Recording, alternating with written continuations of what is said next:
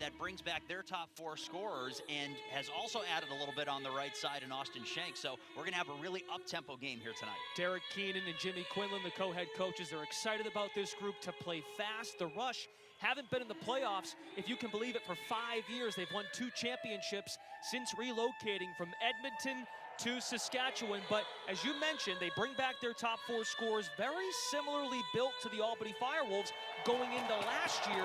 You take a look at some of their additions. Levi Anderson is a healthy scratch tonight. We won't see him, but the guys like Haley, another year for Walter. Austin Shanks comes over in free agency.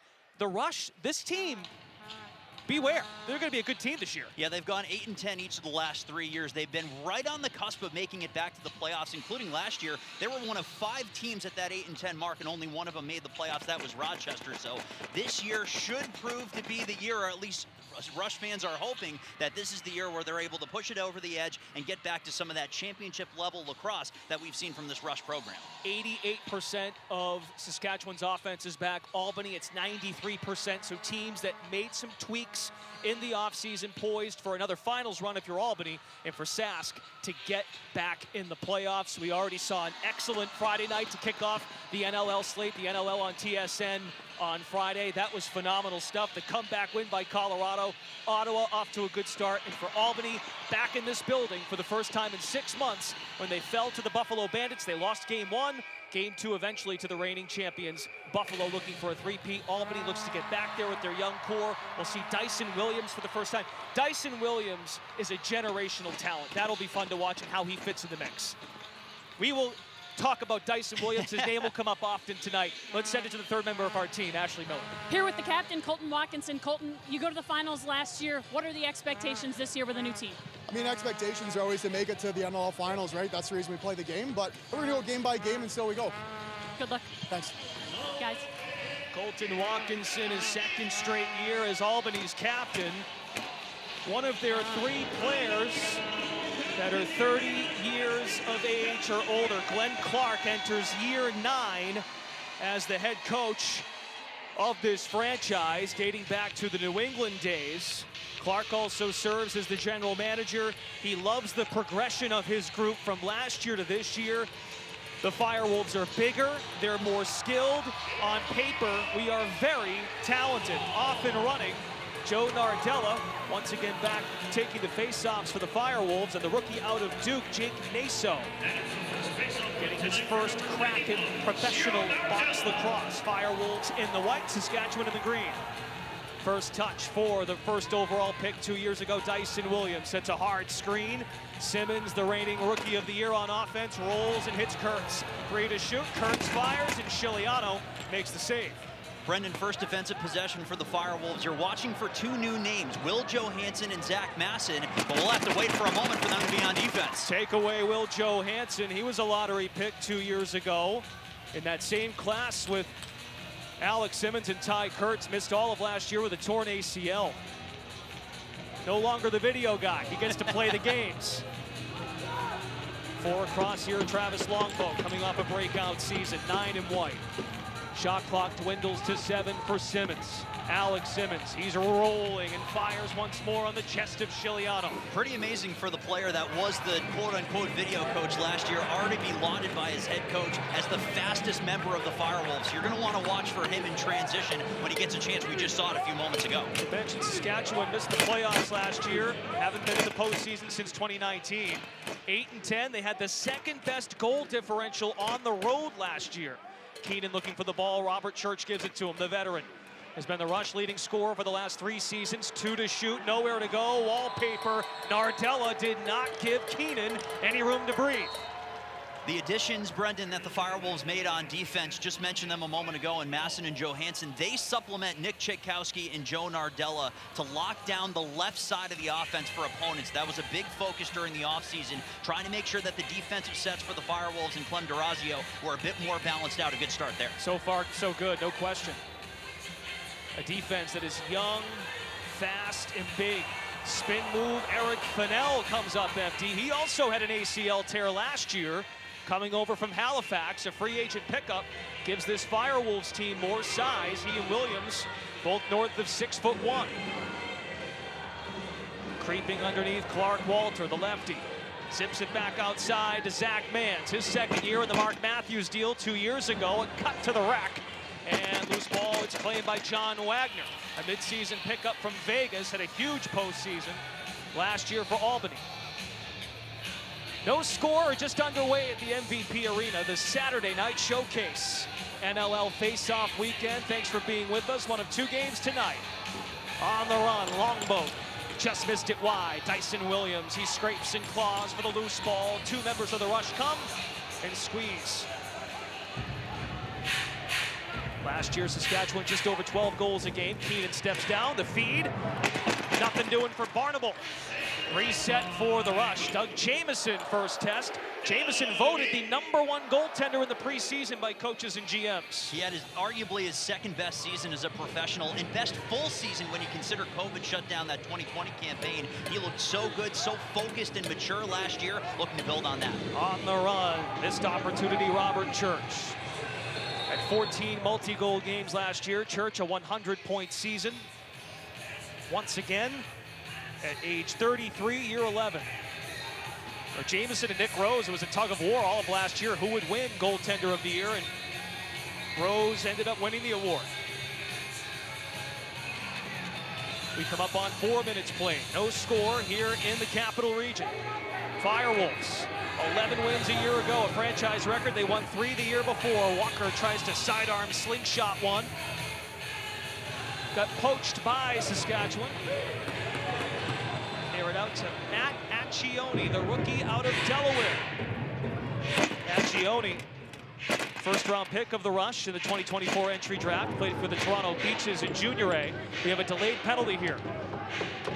Chiliano leaves the goal. As Sask goes 6-on-5. Keenan. Up top, Church. Jamieson stops, and we will get the call. Our crew chief tonight, Chris Williams, Brandon Hessen, Josh Hiltz, the other officials on the floor tonight.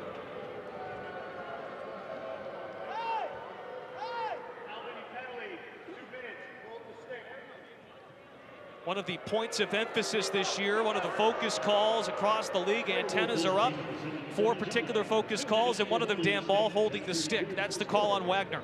Well, Brendan, it tees up Sask on their first power play, and in both teams, you can make the argument, just based on pure statistics, are looking to focus on their special teams a little bit more. Both teams toward the bottom in both power play and penalty kill last season. Firewolves in their power play defense. Saskatchewan last year scored 35 power play goals in the bottom third of the league. Taken away by Joe Hansen. Off to the races. Will Joe Hansen hits the brakes, looking for a trailer. He's double teamed, passed along the wall. Loose ball push by the Rush, so Firewolves maintain possession.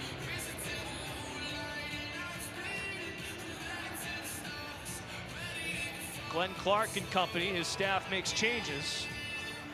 They put some offensive players on the floor. Kurtz to get the rock for Albany.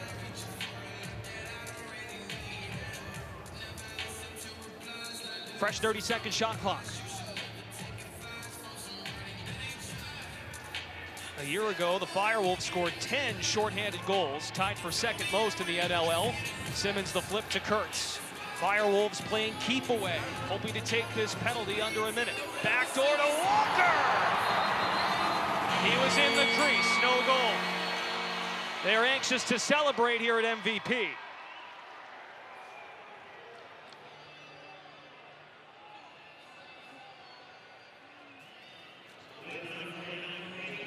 Okay, we will step aside. Timeout on the floor, off and running. No score here at the MVP Arena.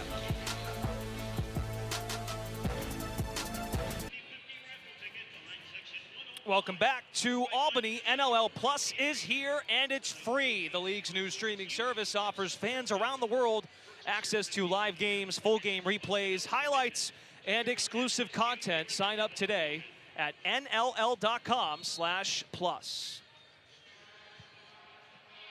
First quarter at the MVP Arena in Albany. Firewolves and Rush. On this Saturday night, the Saturday Showcase, it's the Rush power play with about a minute to go and the John Wagner holding the stick penalty. Zach Mans dots this formation, the former Toronto Rock. Goal line extended, quick pass Nice idea by Walter, chipped at by Albany. Walter swings, shot, nearly goes 5-hole. Church is denied by Jamison. Well, that's the first time we really got to see that power play and really the offense for Saskatchewan get a chance to set up consistently. So you see that 3-lefty look working with Mans up top. Gosh, he was such a good addition to this offense coming over from Toronto, and you've seen him kind of take a step into being that elite offensive player that Saskatchewan is looking to build around. You talk around the league, Albany even said this. I don't know if teams love the term rebuild, but for Sask, I think it's definitely fair to term it a retooling of their roster. Their top 4 scorers are back from last year: Mans, Walter, Church, and Keenan. But they've got a nucleus growing here. Shot misses wide. Tchaikovsky draped all over Austin Shanks. Remember, Shanks was here 6 months ago in May when he was a member of the Halifax Thunderbirds, the first test for Albany in the playoffs. Church gives it up. Tchaikovsky all over Robert Church right now. Tchaikovsky coming off a gold medal with Team Canada in Utica this past fall at the World Indoor Championships.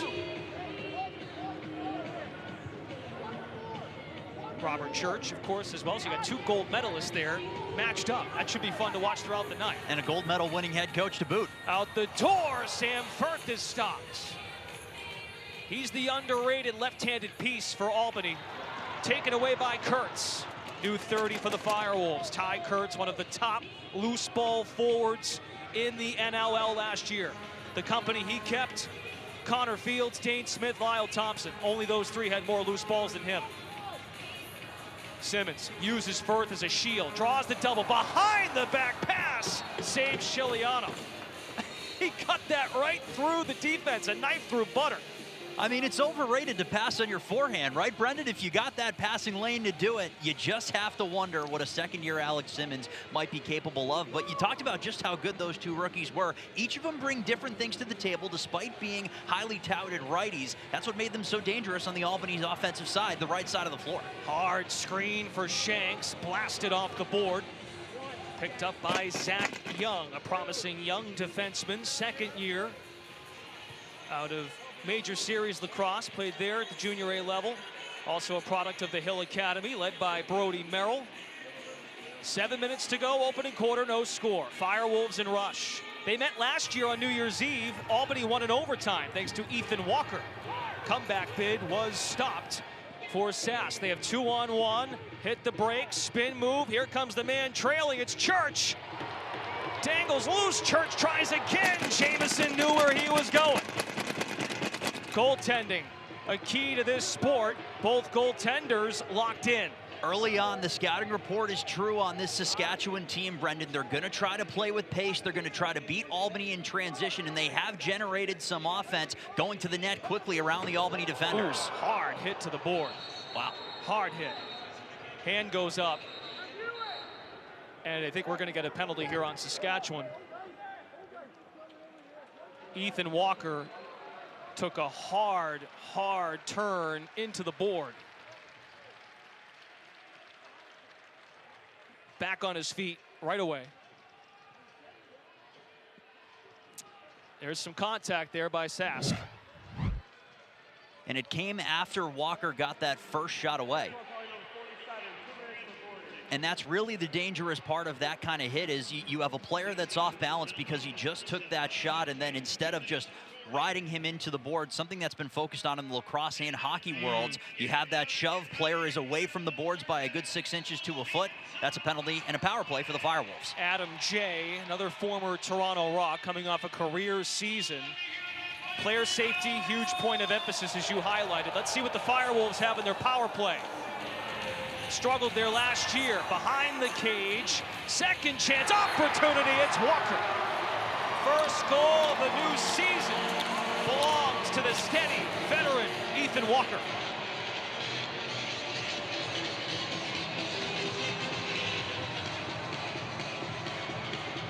Well, this is a tremendous play, Brendan, by Walker to stick with this, and the patience that he shows right on the outside of the crease is something to be commended.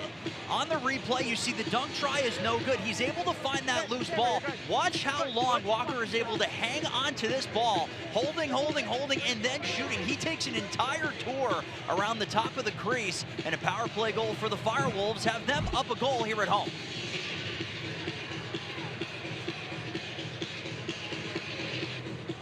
Ethan Walker, in his third season in the NLL last year, scored 32 goals, second most on the Firewolves, accumulated 85 points. Glenn Clark loves everything about Ethan Walker's game. He goes to tough areas, he's combative on the floor, there's a calm and professional approach. Went down through the tunnel after scoring that goal, a bit shaken up. Remember, he was the one that drew the penalty. Kurtz with a high riser. Jamison leaves the floor, delayed call. Firewolves will go 6-on-5 for the time being. So once again, Saskatchewan is going to find itself in the penalty box. Step down opportunity, Dyson Williams. The lottery pick, third most goals in NCAA history at Duke. Fresh 30. Firewolves did such a great job last year, Dan, at accumulating resets. Swing it, Kurtz, quick stick, nothing there. We'll find out what the Rush are in trouble for this time.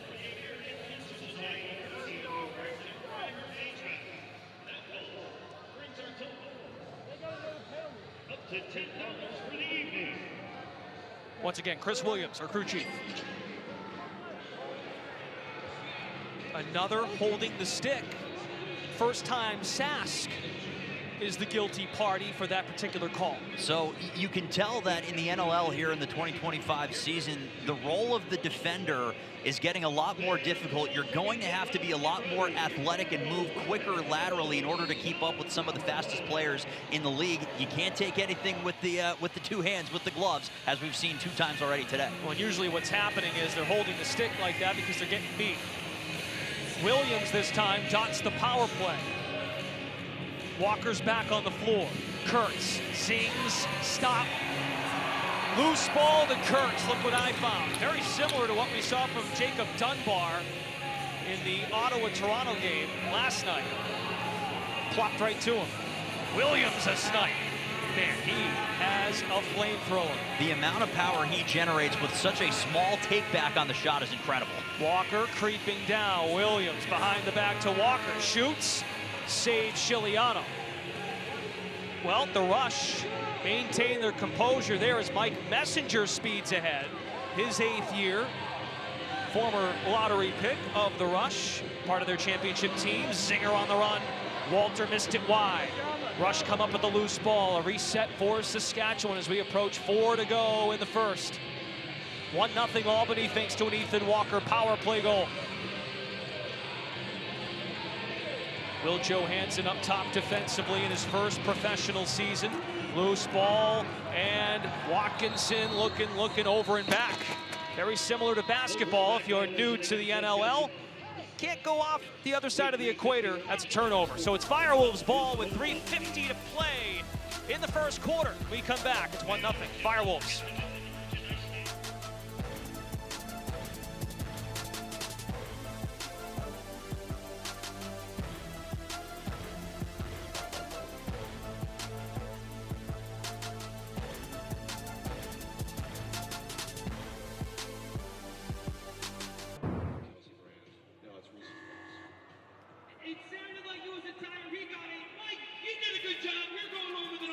Welcome back to the MVP Arena. Ashley Miller downstairs with Glenn Clark. Yeah, Coach Clark, what have you seen so far? Not a lot of offense, but a lot of generated shots.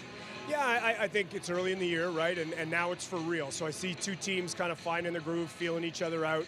I like the pace that we played at. I certainly like the defensive intensity. I think our O is going to settle in, get a little crisper, but I think it's a little bit of that feeling out process at the beginning of a season. Thanks, Coach. Thanks, Ash. Thank you, Ashley. Glenn Clark told us this week that Albany and Saskatchewan, it's a clash of complementary styles, and that's been the case so far with the up-and-down nature, Dan, of this game. It's defense first, it's speed in transition, it's uncomfortable positions for your defenders, but all of it has led to a low-scoring game and a really, really tight battle on the floor. 3 penalties in total 2 on Saskatchewan. Albany 1 for 1 on the power play. 10 seconds remaining in the chance. Simmons fakes the pass. Now he throws it to Kurtz behind the goal. Williams searches. Walker lost it. Walker keeps with it. Walker blasts it wide. 7 on the shot clock. Simmons. I think they reset the shot clock, or the shot clock should have hit 0. Brendan, I think we got another penalty here.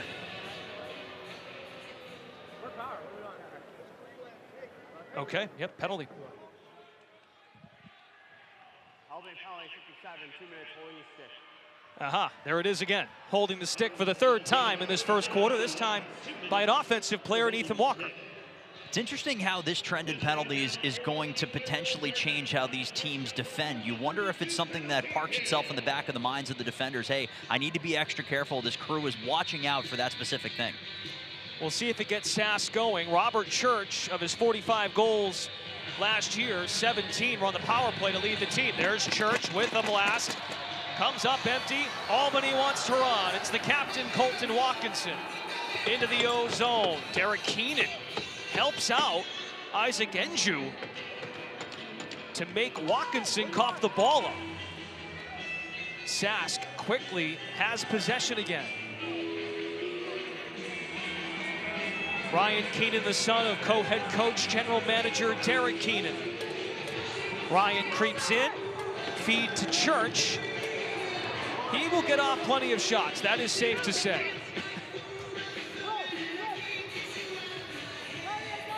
(33 years old in year 11, Robert Church, the steady presence here for the Rush. Simmons on the attack as the Firewolves are playing short a man.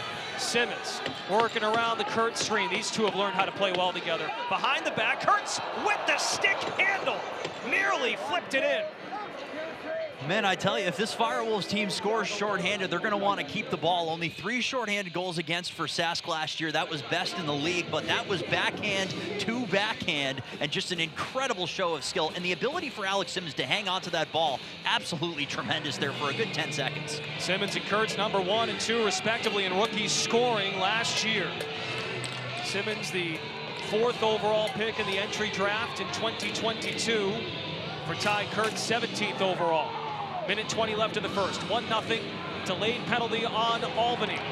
Walker is waiting to leave the box. 5 seconds for his miscue to go. Jamison with the kick save as he goes down to his rear.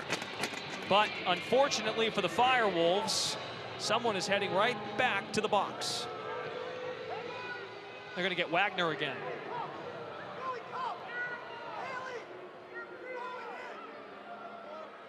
Albany 77, 2 minutes legal cross check. Cross check, John Wagner.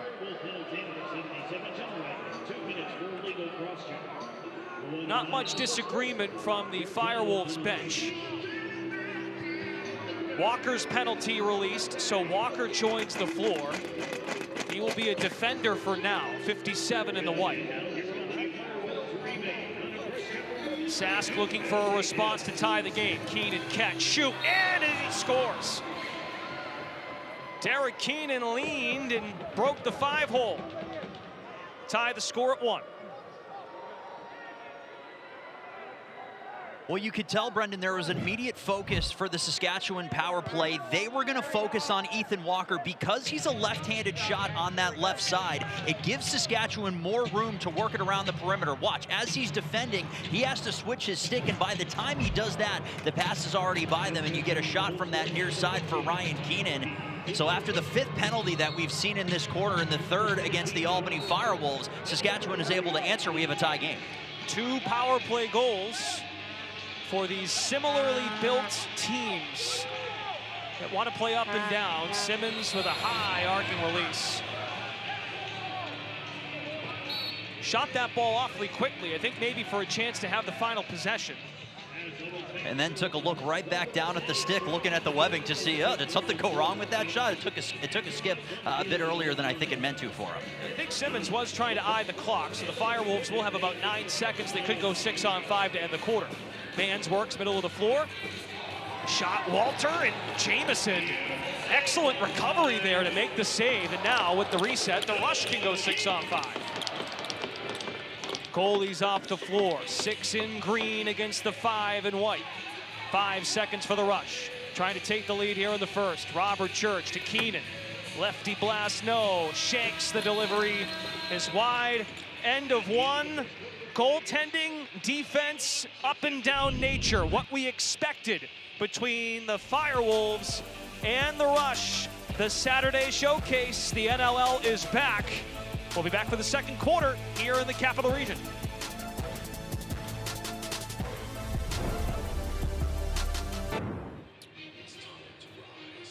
The NLL is now on the ESPN app.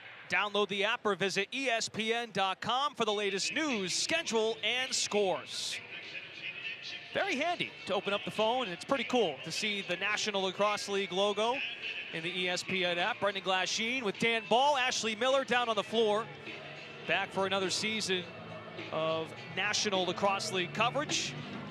Of course, those of you watching on TSN Plus, the season kicked off last night. Friday nights on TSN, Ottawa with its first win in a new market. Jacob Dunbar went off for a big game. And how about Colorado last night in the Loud House, down 6-1 at half, outscored Vancouver 10-1 in the final 30 minutes. We are one of 2 games here tonight. This is the Saturday showcase. Simmons, the footwork is pretty, just missed it wide. Alex Simmons, the reigning Rookie of the Year in the NLL. Bounce feed, Dyson Williams making his NLL debut. Williams fires and scores. There's number 1 for the number 1 pick 2 years ago.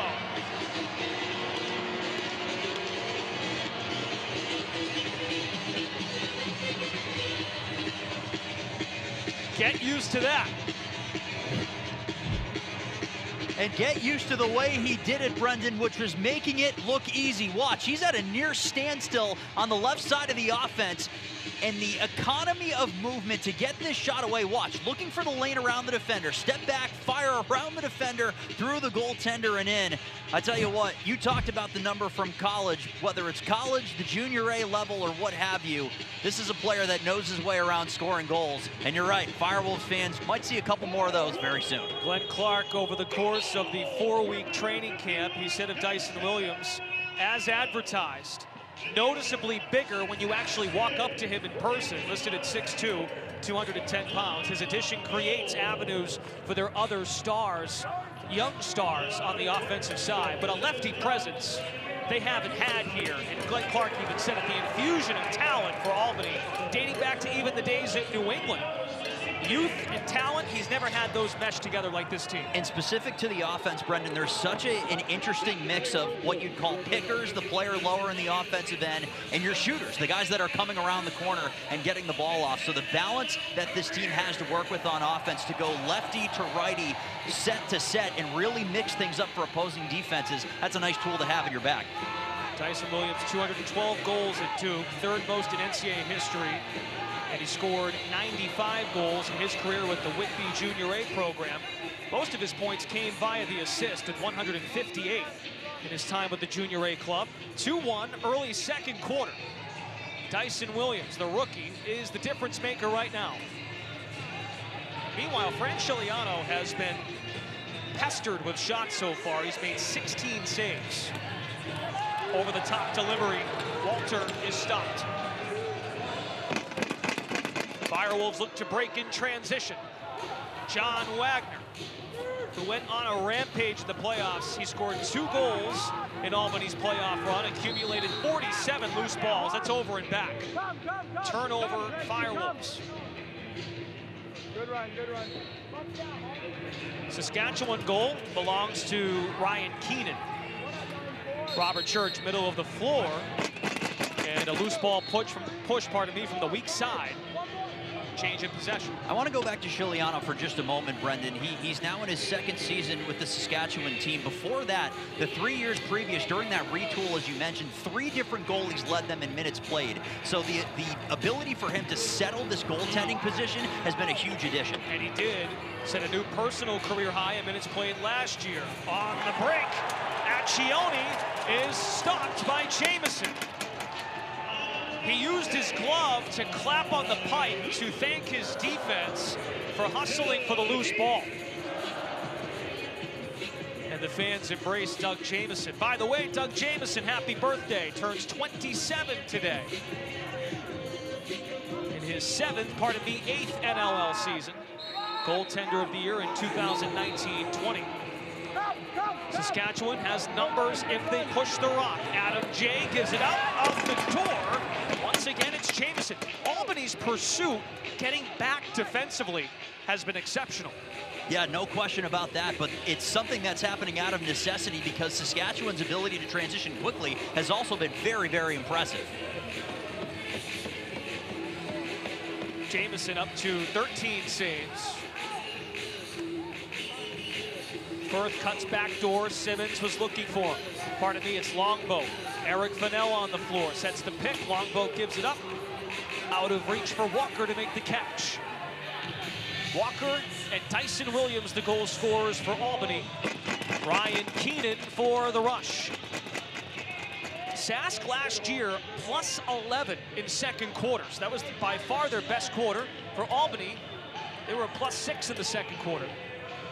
For an 8-10 team to have a plus 7 overall goal differential, Sask looking for the playoff berth this year. Mans delivers to tie the score at 2.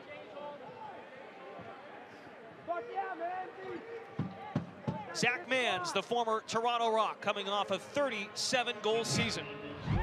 And a season, as you mentioned, where he jumped up his career highs considerably from what we saw from him in Toronto. A lot of what we've seen from Mans last year, and apparently into this year, comes with getting the opportunity to really lead an offense on the left side. That is just a beautiful shot with a lot of power behind it. Draws the defender to him to get it around Jamison up high and over the shoulder. A really, really impressive shot. Now, 2 goals in a row from lefties, both of which really impress, and probably impress the goaltenders as well. Well, Derek Keenan, co-head coach, acting general manager, made a blockbuster move by sending Mark Matthews to the Toronto Rock last year. But you consider, you get Zach Mans, who's very young, he's 26.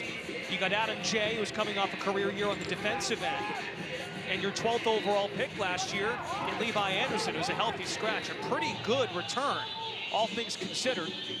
Now, Mark Matthews is still one of the top left-handed forwards in the league. Any given night, he can light you up, especially on the power play. But it's an understanding of where your team is going and what you need for the future, where Matthews certainly would have helped this team over the last few years. But you talk about 3 different pieces from that trade that are foundational elements that should help this team as they get back into the next window of contention. High percentage look on the doorstep for Clark Walter, but he blasted it wide. We're tied at 2 with under 10 minutes to go in the first half. The Saturday showcase between Albany and Sask. It's been a good one.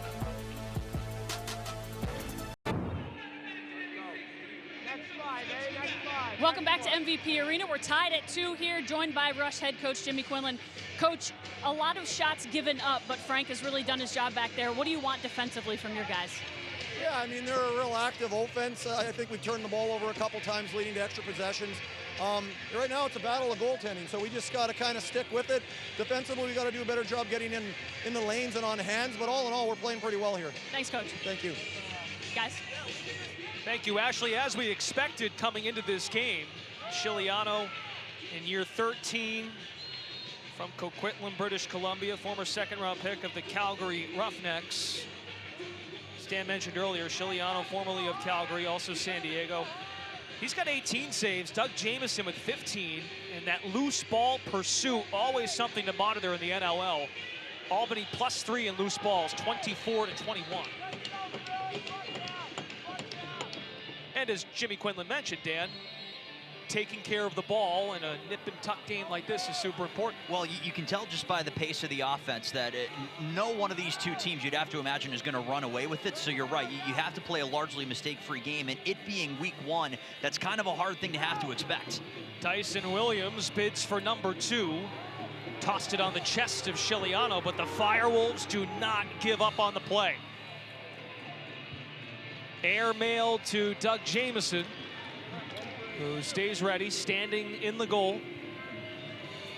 Doug Jamison, #1 vote getter for top goaltender in the preseason. As far as entering the year, Jamison ranked #1 by NLL head coaches and GMs. We go under 9 minutes, second quarter, tied at 2. Coming around the screen, it's Travis Longboat. Whistles one, stopped by the rush. Jared Smith pursues the loose ball. Smith is tangled up with Nick Tchaikovsky. That was a great quick change out the D-door for the Firewolves there, Brendan. That was Tchaikovsky coming out the moment that he saw the offensive player coming off the floor. He's a step behind the pace that he took. Saskatchewan's going back the other way. The gold medal is such a heads-up play by Tchaikovsky, so businesslike in his approach to the game. Here's a screen. Firth looks, surveys the floor. Kurtz comes over to screen for Longboat. Not many touches these last few trips for Alex Simmons. Longboat's been the point of emphasis up top. Firewolves trying to change as Saskatchewan pours onto the floor. Firewolves aren't set defensively as Shanks missed it wide left. He was looking to top the corner. Kazchuk in the thick of it. Jackson Nishimura on the run through the equator for Albany. Nishimura sees daylight. Kicks it to Zach Masson. The rookie at age 28 from Bellwood, Ontario, former second-round pick of the Toronto Rockies, finally playing lacrosse. He's given up the skates. Coming through Longboat. And Chiliano keeps it in front. Well, Brendan, that play on offense started with Eric Fennell, acquired from Halifax back in September. A player who is supposed to open up a lot of space on the left side of the offense for the Firewolves. Described by his coach, not necessarily the most fleet of foot, but certainly a guy that's going to create opportunities for his fellow offensive players. Coach Clark also mentioned he has some bite to his game. And he said that with a smirk. They look forward to what Fennell brings to the operation. Yeah, that's a guy that had some bite in his game when he played as well. Well, you kind of have to have that if you play for Halifax in terms of what they expect there with that offense. Fennell had 106 loose balls in his last healthy season. Walker catch, shoot, missed it wide. Into the stands, it's a souvenir. New lacrosse ball obtained. 6:30 to go in the second. Rush pushed the pace, but they turn the ball over, just as Jimmy Quinlan did not want them to do. Tchaikovsky comes up with it. The Firewolves have numbers here as the Rush backpedal into position. Tchaikovsky finds a man out the door. It's Kurtz. Ty Kurtz, former Delaware Bluehead. In his 5-year career, 180 goals. The program's all-time leading scorer. Topped John Grant Jr. It's elite company. Fennell in front, uses his frame to his advantage, but he gets sandwiched by the Rush. Yeah, that was really good coverage as Williams was trying to find that soft spot in that near quarter to make a pass to the middle, but two Firewolves offensive players available, covered extremely well. Messenger spins and finds his offensive man. When we talked to Jimmy Quinlan this morning, he mentioned we did a larger training camp this year, more players in camp, did more scrimmages than usual, unlike what they've done in the past for the Saskatchewan Rush. As far as the defense is concerned, as Shanks is bottled up, the defenses look pretty ready to play here for week 1. Fair assessment? Absolutely the case, and to your point about having more scrimmages and doing more evaluation, we talked last year being the Albany broadcast about how young they were. Saskatchewan was second youngest. They have 15 draft picks on their roster, so still a lot of evaluation and placement happening for some of these first, second, and third year players. On the break, they try to run something quickly. Loose ball to Albany. Saskatchewan entering 24-25. Their average age is 27.1. For Albany, 26.2. A transition rip for Patrick Kazchuk.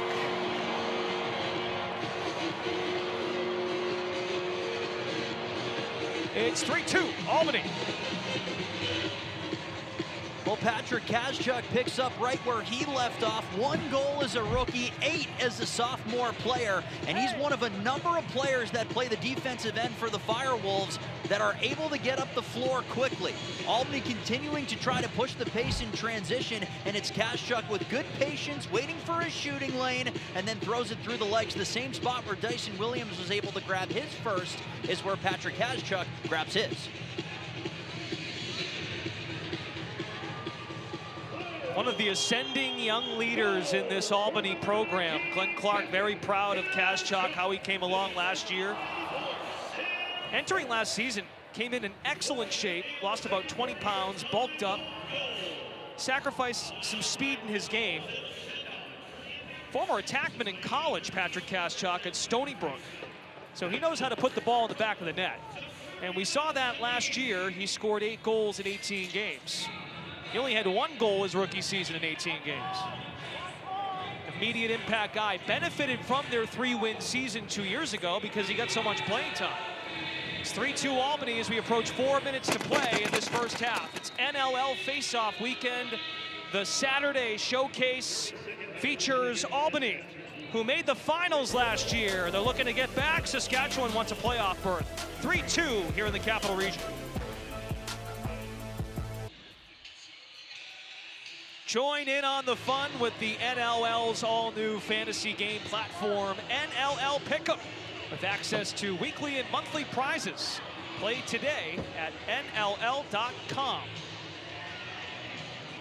3-2 our score here at the MVP Arena. The Firewolves, who made the finals, an improbable run to the championship round, hosting the Saskatchewan Rush, who finished 8-10 in 2023-24. Looking to get back in the playoffs for the first time in 5 years. These teams met on New Year's Eve about 11 months ago, and Albany prevailed. They had a 10-6 lead going to the fourth quarter. Saskatchewan rallied to tie it. Then Ethan Walker scored the game winner in sudden death overtime. 5-on-5 lacrosse. Ethan Walker roping around the screen. Walker turning, coming in strong. Walker looking for his second. And stopped by Shiliano. Man, he is locked in as Shiliano right now. I know it's a week 1 game and the season just begun, but he looks in mid-season form, to say the least. Both goaltenders do right now. Shiliano in 11.35 goals against last year. Mentioned his minutes played, a new career high, over 1,000 minutes. He set the Rush franchise record with 665 saves a year ago. This ball goes in for Mans. His stick was deflected on the release. You can tell by his grin. He'll take it. Second goal for Mans, and we're tied at 3.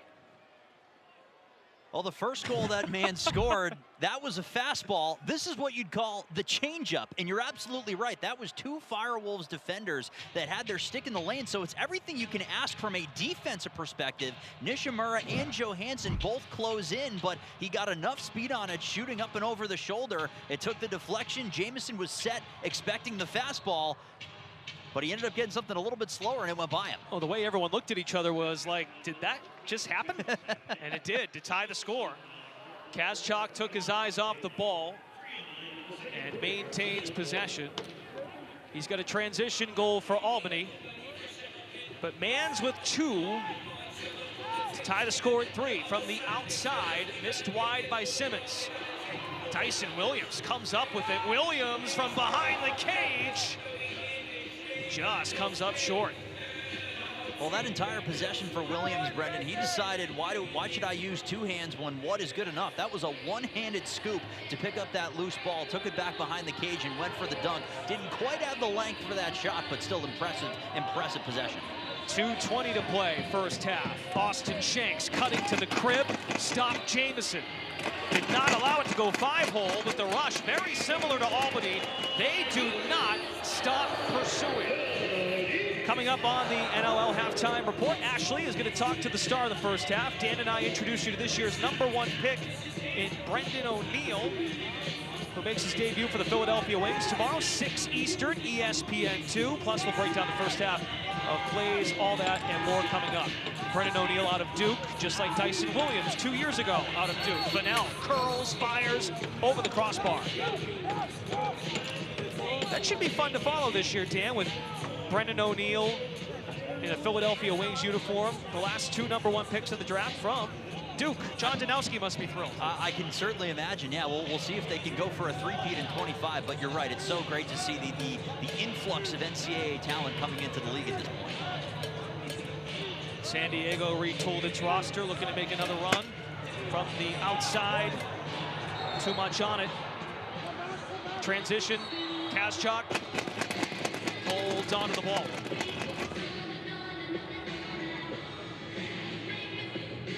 Firewolves 3, Rush 3. A clash of complementary styles, up and down nature, physical in the middle of the floor, in those dirty areas. Open space, Simmons gives it up to Walker. One of Albany's 3 goals is Walker. Simmons, open, Simmons. Oh, Shiliano read that release perfectly. Reset for the Firewolves as Kurtz comes up with the Lucy. Simmons sets a screen. Ty Kurtz to Walker. Shiliano pursues. Nabs it. And the Rush just about can hold for the final shot. There's a 4-second differential. Jimmy Quinlan, Derek Keenan. I don't know who gets the responsibility for the timeouts, the co-head coaches. You wonder if they've ever shouted it over each other. Timeout, no, you take it, no, you take it. Yeah, your turn, my turn. Now, who gets the challenge flag? There's the really interesting question. So either way, it's a Rush timeout.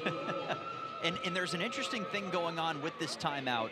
The coaching staff and Frank Shiliano having a conversation with the officials because Shiliano wanted to let that ball sit in the crease to let the clock click down so that then Saskatchewan would get the final shot, but the official ruled that Saskatchewan had to play it, so that's why you see this 4-second differential. So Saskatchewan's a little bit upset with the fact that they were forced to play that ball when in reality, they wanted to hang on to it and make sure they got that last possession.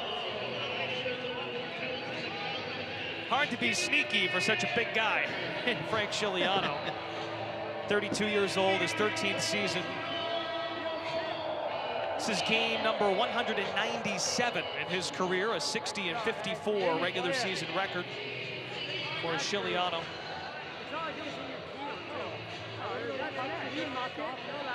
Jimmy Quinlan drawing something up before we hit the half. Congratulations to Curtis Conley. He's the center of your screen, the new video man for the Firewolves, former player for Glenn Clark, and also a former member of the New York Riptide. Now, of course, relocated to Ottawa. All right, so Mans has had the hot hand. He's got 2 goals. Albany's goals belong to Kazchuk, Walker, and the rookie Dyson Williams. Shiliano has to stay in the goal due to the shot clock differential. 15 seconds game clock, 10 seconds shot clock. Watkinson plays the ball tight. Robert Church, a few assists today for Church. He gives it up, 1 to shoot, in front, Shanks is stopped. 3.4 to play. Clock resumes with 2 with 1, and no shot for Wagner.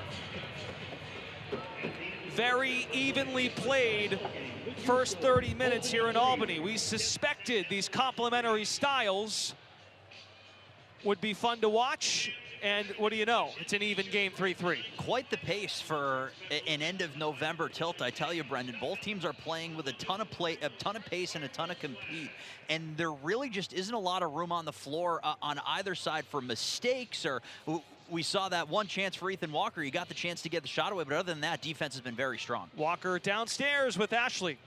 Ethan, you did not play in exhibition games this year, so I know Daryl Gibson said he was interested to see how you fit in. How do you feel like this offense has meshed so far?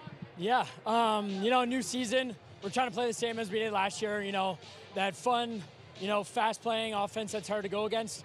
You know, I think we're doing a pretty good job. Some of these bounces aren't going our way, but we got a full another half here to put some balls in the back of the net. Tied at 3. Are you surprised at how low scoring this game is? I mean, I guess, you know, it is the first game of the season, and you never know how those go. You know, I think we're playing well on both ends. It's a learning curve. We got a couple new guys on both ends of the floor, so we're just going out there. We're going to play as hard as we can. We got another 30 minutes, and hopefully get a win for the crowd. Thanks, Ethan. Thank you. 27-year-old Ethan Walker from Peterborough, Ontario. Still pretty young, but a veteran presence for that Albany offense. Tied at 3 in this Saturday showcase. Firewolves and Rush, NLL face-off weekend.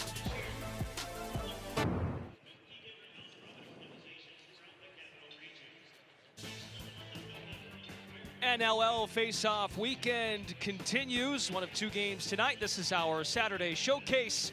Albany Firewolves, Saskatchewan Rush tied at 3. Brendan Glasheen, Dan Ball, we're with you here tonight. Great to have lacrosse back, the NLL back, and to see the infusion of some young talent. We've seen Dyson Williams here tonight, the first-round pick, first overall pick out of Duke 2 years ago. And the new Blue Devil, who also gets a chance to rep Duke and also rep Philadelphia Wings colors this year, Brennan O'Neill makes his debut with a pretty loaded Philadelphia offense. Yeah, no question. It's a Philly team that kind of finds themselves in a bit of transition right now. Paul Day and company certainly have their hands full in terms of what they're looking to accomplish, but he's a super exciting player. Automatically infuses so much talent and energy into that team, and so it's going to be fun. We've seen a transition that's kind of capped off by the addition of a Duke Blue Devil here in Albany, so we'll see if Philadelphia has that same kind of magic on Sunday. And they've got some pieces. They signed Callum Crawford most recently, Joe Resiteritz, Mitch Jones, Blaze Reardon. Those are a lot of household names, and Brennan O'Neill looks to fit into the mix as the top pick in the 2024 entry draft. O'Neill from Bay Shore, New York. At 6'2", 230, it fits what Philly's trying to do, though. They're trying to be big and strong, and that's what you have to be nowadays in the NLL, to be a forward that's really dominating the game. That's true. You see so many teams that are going through that transition that Philadelphia is. They're looking to get athletic while also getting bigger, because there just isn't a whole lot of room on the floor when you're looking to score goals. So such a great addition to this offense. You're seeing just how dynamic he is and how much room he's creating when you're on the bigger field, when you're playing field lacrosse. So it's going to be interesting to see how much havoc that he can wreak on that left side of the Philadelphia offense. Albany will face Philadelphia February 22nd and then visit Philly on March 8th. So to see Dyson Williams against Brennan O'Neill, two offensive guys, should be interesting. Here's the breakdown of Brennan O'Neill and his draft prospects. 307 points in his college career, one of 4 players in the NCAA to get to 200 goals. MVP of the World Lacrosse Championships in 2023. Pretty solid resume, and joining a very talented Philadelphia team with Blaze Reardon and some others as well. Watch Brennan O'Neill tomorrow afternoon. The NLL is on ESPN. Brennan O'Neill and the Wings soar to San Diego to take on Zach Currier and the Seals. Philadelphia at San Diego tomorrow, 6 Eastern, 3 Pacific on ESPN2. That will take us home through NLL face-off weekend. Still work to be done here at the MVP Arena. Saskatchewan and Albany tied at 3.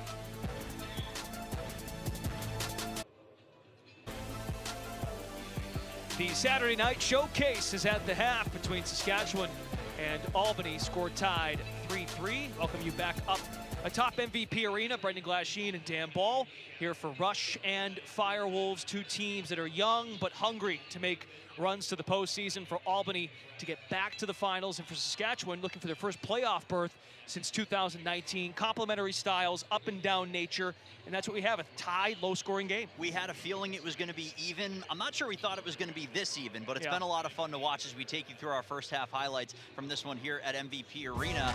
We've not seen any multi-goal leads. We've seen 4 ties, though, that I can tell you. 0-0 through 3-3, and it started with the Firewolves on offense. Ethan Walker, after taking a tough hit that led to a Firewolves power play. Great show of patience there, scooping up the loose ball, takes an entire tour of the crease. He scores to open the scoring for the Firewolves. That was the 9:03 mark of the first quarter. It was 0-0 to that point, but as Saskatchewan did multiple times in this half, they responded, starting with Ryan Keenan, Church and Shanks on the assist. That made it 1-1. Then the first of what you'd have to imagine is going to be many for Dyson Williams. Finds that hole through the defender Messenger and through the goaltender Shiliano. He fires home to give the Firewolves a 2-1 advantage. But once again, we see Saskatchewan getting back. That was the fastball from Zach Mans beating Doug Jamieson. I use that term very specifically. We'll show you why in a moment. Firewolves respond again after 8 goals as a sophomore for Patrick Kazchuk. He's on the board with his first here of the 2025 season. You saw the fastball. That one's the changeup. Deflected on its way off the stick, but it still counts the same. All line drives in the book for Zach Mans. That tied the score at 3. That's where we stand at the half. He truly dropped that right in the bucket. Pitch mix, important to keep the hitter guessing, I suppose, using a baseball comp. Albany +6 shots on goal. Joe Nardella doing his thing at the dot against the rookie Jake Naso. His first year out of Duke University as well. His first ever professional box lacrosse game. +5 for the Firewolves in loose balls. The turnover battle, the turnover margin should be interesting. We heard Jimmy Quinlan mention it. I'm sure Glenn Clark's mentioning it to his team in the locker room right now. Yeah, no question about it, because with how tight this game has been and how back and forth it is, you really can't afford to make that much of a mistake. So it's a credit to both teams and how they're playing that it's been so even. But yeah, extremely close, and both defenses playing that super tight kind of defense where there really isn't a whole ton of room to work and not a lot of time to get free and get those shots away. Two head coaches that have a ton of respect for each other. Glenn Clark in Albany and Derek Keenan, one of the co-head coaches of the Saskatchewan Rush. We'll have the second half when we come back to the Capital Region.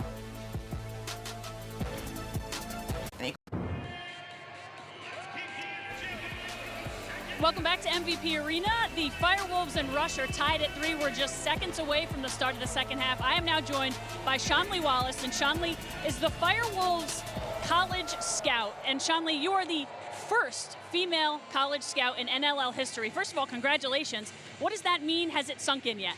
Yeah, I mean, especially this weekend, it's been an incredible experience with the team. They've been so welcoming to me, the boys, the coaching staff. So I'm living my NLL dream, and it's been awesome. You are an assistant coach at Central Michigan for the women's team. You played for UAlbany, Oregon, Stony Brook. The resume is lengthy, but you were on the bench in those exhibition games for the Firewolves. How much were you able to learn and just kind of get used to the guys in that? Oh, so much. Just learning how they motivate their players, the language of the team, right? The systems, what they're looking at, the in-game decisions. So really soaking all I can in and figuring out how we do things here, and then excited to apply it to my career as well. I was joking to you off camera about how busy your schedule is. Your schedule really fires up in February when Central Michigan gets playing, but how do you time manage in the day-to-day of everything that you will be handling? Hey, I love it. I love lacrosse, and I love to keep busy with it, so I'm excited to have all this on my plate and be a part of it, so it's going to be awesome. Well, congratulations again. Thanks for joining us. Thanks, Ashley. Guys? Thank you, Ashley and Shanley, paving way for women in professional sports, women's sports, on the huge rise, and truly about time. The NLL has the first ever female scout in its league in the 35-year history of the NLL. We have a penalty here coming against Albany. Albany holding. Just a standard hold. Again, our crew tonight is Chris Williams, Brandon Hessen, Josh Hiltz. Second half underway between the Firewolves and Rush. Well, this is something we were wondering about Zach Masson playing his first game in professional lacrosse. Would there be any moments where he'd be a step behind in his coverage? I think that was the case on that one. Big power play here to start the second half for Saskatchewan. It's Saskatchewan's first goal on the power play, thanks to Ryan Keenan. Comes into 2024-25 after career season in scoring, goals, assists, and loose balls. Quick takeaway by the Rush as Albany looked to kill some time off this penalty. Down a man at the moment. Masson in the sin bin. The Rush scored 35 power play goals, good for 12 out of 15 teams. Of course, the NLL down to 14 this year with Panther City no longer in the mix. Jamison makes the save, toe taps it out. In the hands of Zach Young. Brendan, we learned in real time that the ever-popular Minute to Wing It segment has returned to begin the second half for the new season. So we're 0 for 1. That's right. 8 more tries in the regular season. And if the Firewolves handle this year like they did last year, maybe some playoff opportunities. Simmons with a blast from distance. 38 a season ago to earn Offensive Rookie of the Year. There's number 1 for Alex Simmons. Well, Simmons came in just 4 points shy of 100 for his career, which tells you just how good he was last year. And this is really the first time all game that you could make the argument that Frank Scigliano might want one back. Watch, the back step there for Simmons to open it up and take that shot. You see how much power he generates from that right side of the offense. It goes right under the arm, between the arm and the chest pad for Scigliano. And the Firewolves are back in front. They've had leads of 1-0, 2-1, 3-2, and now 4-3. Here's Simmons' numbers last year and where it ranks in rookie history. Second most points in a single season, only behind Jeff Teat. That's elite company, of course. Simmons, how about the playoffs? I mean, the regular season was fantastic, but the coming out party, I think when the whole league recognized, okay, this isn't just a great player on one of the 14 teams in the league. He's one of the top players in the league, period. Simmons, against San Diego last year in the semis, he scored 10 points, 5 goals, 5 assists, the most points in a game by a rookie in a playoff game since John Tavares in 1992. Simmons finished the postseason with 14 goals, 18 assists, 32 points, and voted a top 5 forward in the league entering 2024-25 by coaches and GMs. It's remarkable to see, first of all, that you're in that kind of conversation with that kind of lacrosse royalty in John Tavares, but with what the offense is adding in Williams and Fennell, according to the coaching staff, players like Simmons and Kurtz, they're just motivated. They know that these kind of players are going to make them even better this season. So to watch how they all work together, going to be a lot of fun. Masson rapidly out the door, defends Keenan. Low stick by the hip. Masson does a great job off the ball. Masson, it almost goes off his feet. Jamison, luckily, was in perfect position and keeping his eye on the ball. Well, the 2 defensive possessions for Zach Masson in this half show the good and the improving for this player playing in his first game in the league. Was a step behind on the play that ended up leading to the penalty, but that time he was right in front of his man, used the power that he can generate in order to keep the player completely off the ball. So a much better one there. Oh, what a sequence here. Tyson Williams is stopped, but a reset for Albany. That was an excellent hustle play by Kazchuk. Simmons from behind the goal nearly puts it home. We talked to Glenn Clark this week over Zoom, and just on your point about Zach Masson, he said he's fast and aggressive. First week into training camp, it looked like he was new to the sport. It had been a while. Played hockey collegiately at the University of Alaska Anchorage, was there for 4 years, but former 2-time Defensive Player of the Year at the Junior A level for Orangeville. On the attack, a transition bullet from the rookie Joe Hansen. Put down the iPad. You get to play now. Second goal for the Firewolves in transition. We talked about the speed of Joe Hansen. What we didn't talk about is the patience, and how about the shot? Draws 2 defenders to him. As you can see, Mann's one of those players back in transition defending. That is a low shot right along the floor that goes past the leg pad of Chiliano. Started with speed to get out of the defensive end in transition, but slowing up just enough to survey and get that shot away. A lot of skills on display all at once. Joe Hansen, 7th overall pick in 2022, missed all of last year with a torn ACL that he suffered in training camp. He was the video guy last year. He had to wear a suit. The staff watched him wear a suit last year during the playoff run, dressed to impress. I ran into Will the other day at shoot-around, or pardon me, at practice on Friday, and he said, I joked and I said, are you gonna miss doing video at all? And he said, no, I am ready to play. So a long time coming for Will Johansson. Well, that 2023 draft class, just to your point there, with Simmons and Kurtz, we knew how good those 2 players were. We didn't even get to see the pick that was sandwiched in the middle of those 2 and Will Johansson. So that trio is going to do a lot of damage, and we're seeing that on display already today.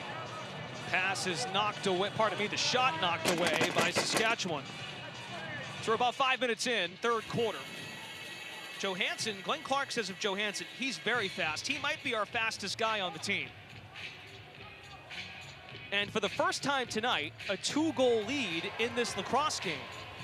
Robert Church chases down his own miss. Reset for Saskatchewan. The Rush stuck on 3 goals. Albany with 2 goals in the first 5 minutes of quarter number 3. The Rush played in a ton of 1-goal games and 2-goal games last year. And 1-goal oh, there's a score. Austin Shanks to cut it back to 1.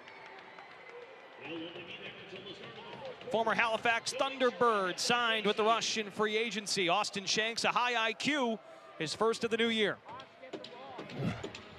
Well, Brendan, if Saskatchewan is going to come back in this game and win, they're going to need more of this. And by more of this, I mean goals from the right side of their offense. The goals to this point from Keenan and Mans were all on the left, so the matchups have been won by Albany on defense, but they get that space on the top of the right side of the offense. A quick shot there low on Doug Jamieson. So nice to see on the side of the rush, the right side of the offense starting to wake up here in the second half. Shanks in year 7.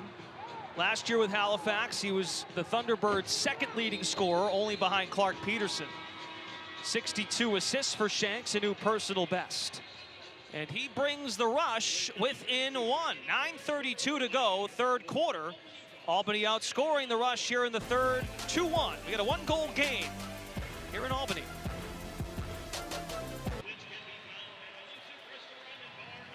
Welcome back to MVP Arena, downtown Albany. John Wagner hit with holding the stick for the second time tonight. This was a penalty just as we went to commercial.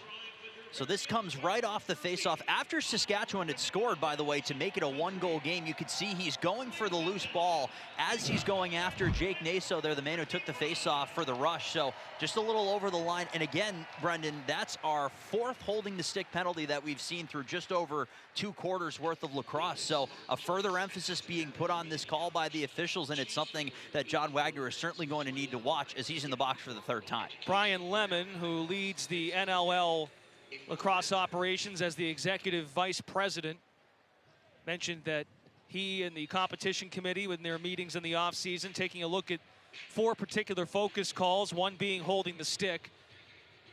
Antennas are up. And what often happens in a holding the stick, and we saw that play, it was kind of a broken play. There was some congestion in the middle of the floor, but when the D guy's getting beat, they get tempted to do that. So Wagner's hit with that penalty for the 2nd time. We have a stuck door, a wedgie in the door. How many people does it take? It's got to be a frustrating process here. I can imagine. You're looking for something that doesn't exist there that's jamming both sides of these doors. We're at 3 right now, 3 valiant members of the MVP Arena staff. Well, usually in life, we are all about opening doors. But in this case, we want to close the door. Oh, boy. Deep thought there for you, huh? Getting philosophical here in week 1. He's a philosophizer. Mans plays catch up top with Church. Almost beats Jamieson 5-hole. Doug Jamieson comes up with the save. One-time goaltender of the year, finished 2nd in voting a season ago behind Nick Rose of Toronto. You'd argue he shut the door on that chance for Saskatchewan on their power play. City 2 could play at that game. Nice. Not really sure what to say now after that, but 7 seconds on the shot clock for Albany. Simmons, pass to Williams, quick stick, and a save. Don't miss any of the action this season. Head to nll.com/tickets and get front row seats to your favorite NLL teams' games. All of the big hits, highlight reel goals, and star-studded matchups. That's nll.com/tickets. Good crowd here tonight at the MVP Arena for the Firewolves home opener. Last time fans were here, it was game 1 of the finals.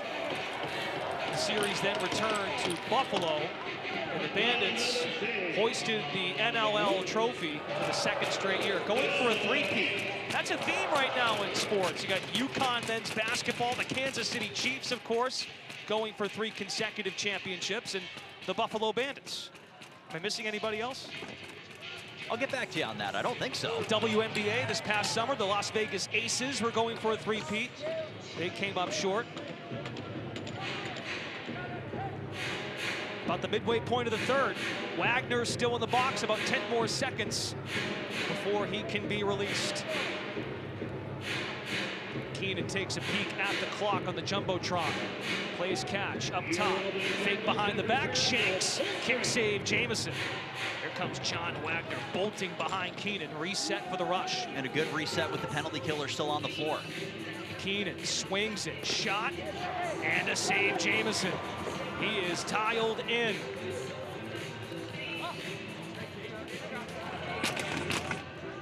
Defense spills on for the Rush. Albany makes substitutions from their bench. Scoring, Brendan's been spread out and low throughout the quarters. You haven't had a quarter for either team where they've scored more than 2 goals yet in this game. That was Haley on the shot. Brock Haley, 7th overall pick of Vancouver last year. The Rush picked him up by a trade in the entry draft. They gave up their 6th overall pick in the entry draft to go get Haley, who's had a quiet day. Also a former Whitby Warrior, Brock Haley. 5-on-5, 6.5 to play. Shot on the run. Walter darts it wide. Chases down his own miss. Covered tightly by Mike Byrne. He gets back in position. Fall away shot. Nothing going there for Barnable, who's on the floor offensively for the Rush. Travis Longboat waltzes the other way, right to left for Albany. Dyson Williams, his eyes lit up. He thought about going to the cage. Ty Kurtz. His pass picked off. Holden Carlin, one of the veteran defensive players coming back. Transition. Carlin hits the brakes. 4th overall pick in 2019 of the Rush. Key absence for the Rush tonight, Connor McClelland, an upper body injury. He's on injured reserve, not available tonight. On the move, we are tied at 5. There's Brock Haley with his first career NLL goal.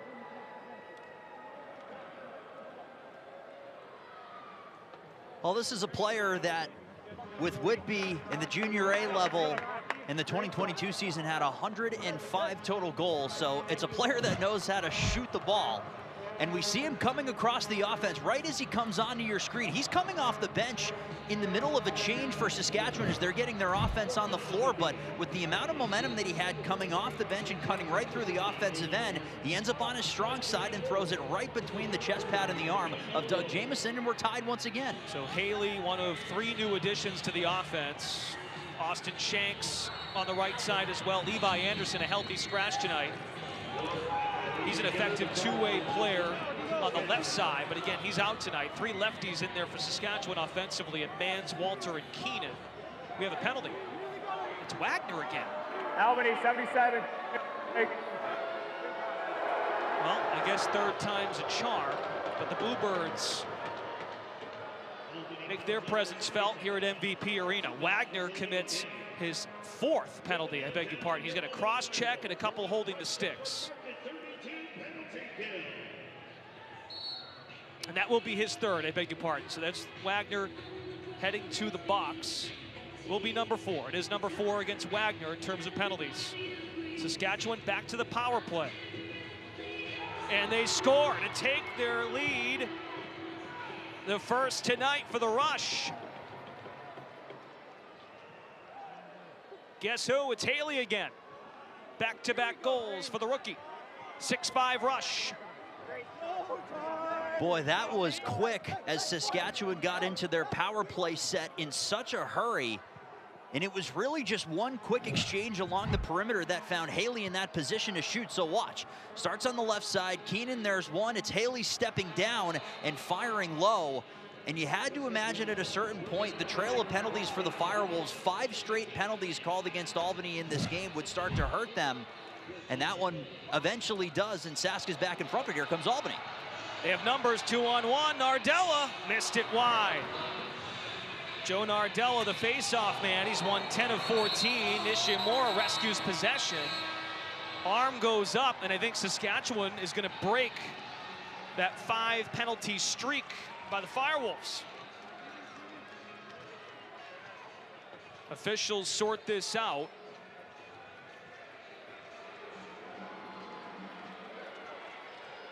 And the guilty party is Jared Smith. Play number 95, 2 minutes boarding.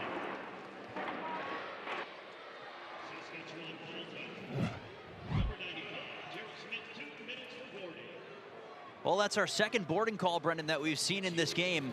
Another one again where the player for the Firewolves on offense is far away from the boards. That ends up with Albany back on the power play.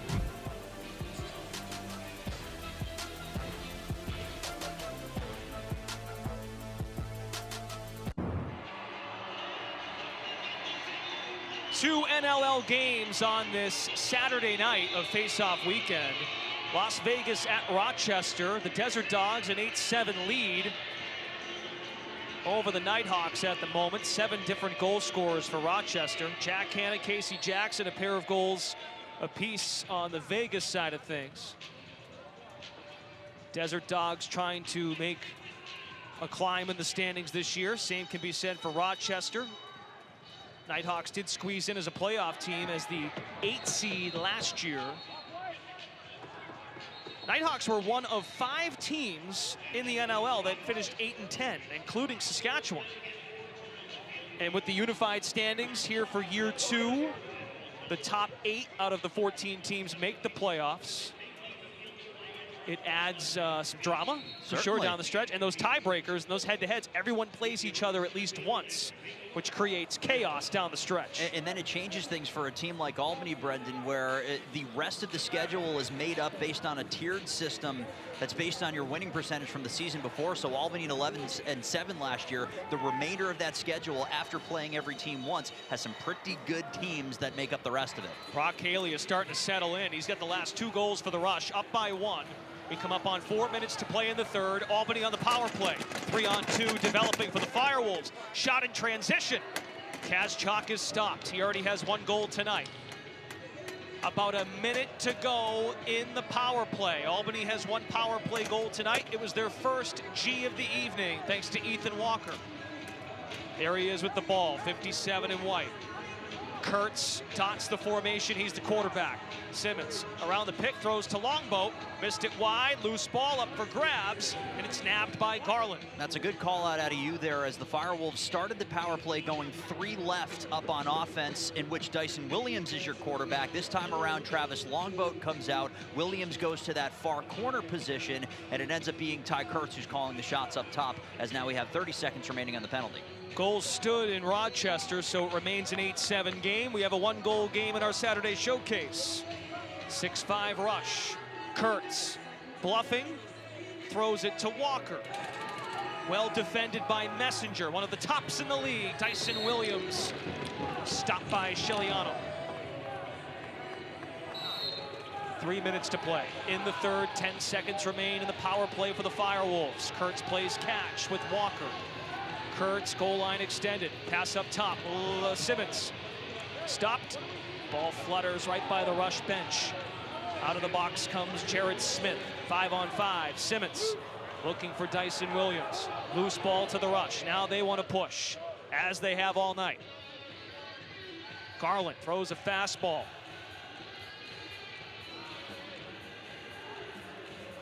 Now the D guys swap out. Offensive players on the floor now for Saskatchewan. That's an important kill for the Rush there, Brendan. And look how quickly they were right back on offense. They didn't generate a look, but they definitely generated some pressure. Wide open man. Jamison bails out the defense. An excellent set. Some Albany defensive players were bottled up, and that left the doorstep open. Jamison makes the save. Simmons gives it up, but mishandled on the stick. Sam Firth had a look. 3-on-1 now developing for the Rush. Barnable is stopped by Jamison. We have a delayed penalty. Well, Doug Jamison comes up with another key save to keep this a 1-goal game. However, the Rush, for the 7th time, will be on the power play tonight. Albany penalty, 2 minutes, legal substitution. Served by our first illegal substitution of the night. Mike Burns serves the penalty.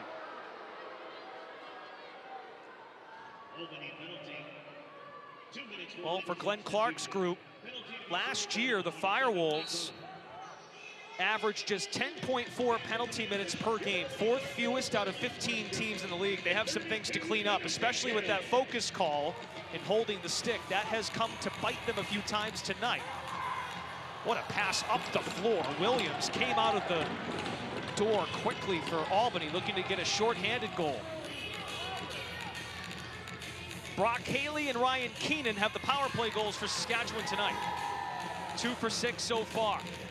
Almost sprinkles into the goal. Jamison got an eye on it. In the stick of Will Joe Hansen. Another penalty coming up, Brendan, this time against Saskatchewan.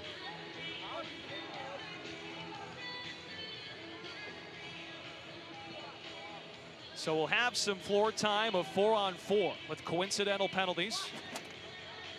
Kurtz circles back. Off balance, Walker saves Siciliano with 1:02 remaining in the burn penalty. So for 1 minute, we'll go 4-on-4. Play number 15, minutes left. Yeah, he's in. So this came from that exchange right in the crease in front of Doug Jamieson as Saskatchewan was ending on their power play. He makes the first save. You see the rebound was sitting there in the crease, and as Keenan was going for that rebound, the one-hand slash on Patrick Kazchuk ends up drawing the penalty and opens up some room on the floor for both teams. Simmons deflects off the helmet of Holden Garland. Stays Albany possession. They're 4-0 guys on the floor right now. Simmons, Walker, Kurtz, and Williams. This time Siciliano has to wear it. 39 seconds to go in the third. Saskatchewan Rush, 8-10 record last year. They just missed the playoffs due to tiebreakers. They're trying to get back to the postseason for the first time in 5 years. For Albany, they were in the finals, looking to prove that that was not a fluke. Dyson Williams, guarded by Messenger. Williams had a step, and we have a penalty coming. There was a lot of contact, then another push. This is going to be a great opportunity for Albany. Simmons had to wear it there. There was contact away from the ball and on the ball.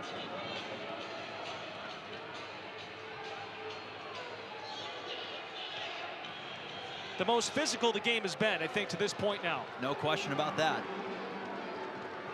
Let's get the call. Saskatchewan penalty, 2 minutes, holding. So it's just going to be the original, which was on the approach from Dyson Williams, which you'll see here. It's Messenger, one of those foundational draft picks in 2016 when the team relocated to Saskatchewan. He was the one who was in charge of guarding Williams, and he did well up until Williams took that step around the corner. That's when the penalty comes. 4 against 3. It will be 5-on-3 in 20 seconds. Simmons scores! Tied at 6, number 2 for Simmons. They didn't waste any time. And it's the duo that paced the Firewolves offense last season, connecting for a goal that ties the score. Quick exchange between Simmons, who's on the far left side of your screen. The behind-the-back feed from Kurtz sends it right back to Alex Simmons, who commits to the fact that he's going to draw some physicality. Boy, that is a tough play as you're launching yourself in the air. He goes vertical to change the angle on Siciliano and fires it past him. And we have a tie score and still some players sitting in the boxes with seconds remaining. So one Saskatchewan player is released. Messenger remains in the sin bin on the Rush side. Still 7 seconds for Mike Byrne in the Albany box. 5-on-3 conversion by Albany. Even at 6 as we make the turn for home. Fourth quarter's coming up next. Fourth quarter about to start here at the MVP Arena in Albany. A couple of 1-2-3s. Scoring breakdown. The scoring keeps ascending. Time now for tonight's assist of the game. It's brought to you by Eero. Well, it's our most recent goal, one that broke a 3-goal streak for Saskatchewan. It's the goal on the power play from Alex Simmons, but the assist comes from Ty Kurtz. Why pass it forehand when you can do it behind the back? That's a beautiful setup to lead Simmons with a lane to the net. He scores, and surprise, surprise, Brendan, we're tied again. 6 even, thanks to the Simmons goal. Kurtz and Walker awarded assists. Some history made last year by Simmons and Kurtz. Teammates finishing as 1 and 2, respectively, in rookie scoring. Jesse King, Randy Stotts in Georgia did that in 2016. They both scored 70-plus points. Simmons and Kurtz did that last year. Now, sophomores in the NLL. Mike Burns penalty released on the draw. So the Firewolves have a man advantage as the fourth quarter is underway. Saturday showcase. The Rush and Firewolves played a 1-goal game on New Year's Eve last year. Ethan Walker, the hero in overtime at SaskTel Center. Of course, the Rush prioritizing, killing off some time. You mentioned this earlier. Albany committed 5 straight penalties. And the Rush scores shorthanded to take the lead. Zach Manns flying out of nowhere. That's a Manns jam.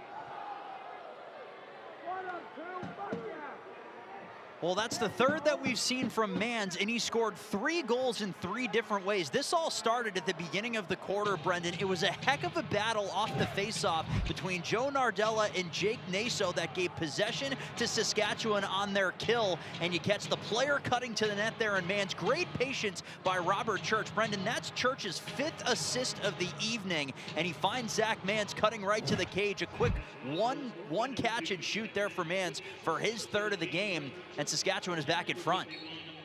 Robert Church is so unselfish, 50+ assists in 3 consecutive years. The Saskatchewan Rush leading scorer in 3 straight seasons. A short-handed goal. Saskatchewan scored 10, tied for 2nd most in the league. Albany also scored 10 of those last year. On the power play for the next 40 seconds, trying to tie the game now. Walker curls up top, no-look pass. And to push away from the ball, Matt Hossack drew it, 2-on-1 out the door, back to Hossack, Jamieson the save. Matt Hossack taken in the dispersal draft, 6th overall. A former Rush player, was on the championship team in 2018. Reunites with Messenger. They're super excited to have Matt Hossack back in green. And I think you could argue that you get an even better form of Matt Hossack than you lost a couple of years ago. He had over 100 loose balls collected in all 3 seasons with Panther City. Didn't reach that total once as a member of this Saskatchewan team. Walker hit the back of the goal. He did not put it through. It fooled everybody in the arena. Except for us. I'll give us a credit there. Right in front of us from our bird's eye view at the MVP Arena. It is Firewolves' possession with the new 30-second shot clock. Just exciting to see the twine ripple, right? Well, and Messenger is making his plea that he should be back on the floor. Now it's 5-on-5. Quick release. Williams tried to go 5-hole on Chiliano. Another reset for the Firewolves, their 3rd in this sequence. And that happened because Williams, with one hand on the stick, was able to get a shot off on that rebound. That was very impressive. Firth surveys the landscape. 2 minutes into the 4th. 1-goal game. Step down. Simmons looking for a hat trick. Loose in front. Simmons fighting for it. So is Firth. Towed out by Messenger. Passes to Hossack. That's a little bit of ball don't lie there. Brendan Messenger, like you said, was pleading to be out and on the floor instead of starting that possession on the penalty bench, but he's able to find that loose ball and create the transition, so the ball didn't lie for Messenger. Offense on the floor for Saskatchewan. 5-on-5, no one in the box. Austin Shanks pulls through. A tight defense by Albany there. I think we have a penalty coming. That'll be the case. It's going to be against Masson, his 2nd tonight, and we have a hold. So once again, the Rush are going to go to the power play. This is going to be the 8th penalty committed by Albany. Albany penalty, 2 minutes, holding. Again, Chris Williams is our crew chief tonight. And so many of the penalties, Brendan, have either been holding the stick or just holding. And this is the similar thing that we saw on Masson's first penalty, where he was just a step slow, and in this case, a step in the wrong direction. He took the outside on his defensive coverage instead of taking the inside in front of his goaltender, and that's where the penalty comes from. Haley has scored on the power play, so is Keenan. In front, Keenan shoots. Albany comes up with the stop. Down 1, down a man.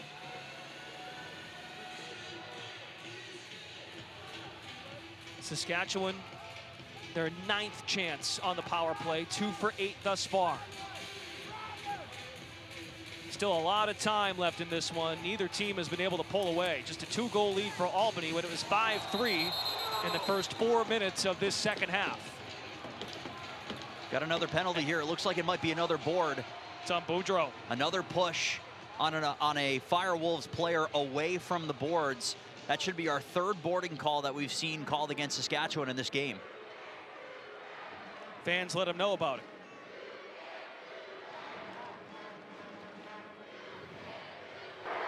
Saskatchewan, 43, 2 minutes, check from behind.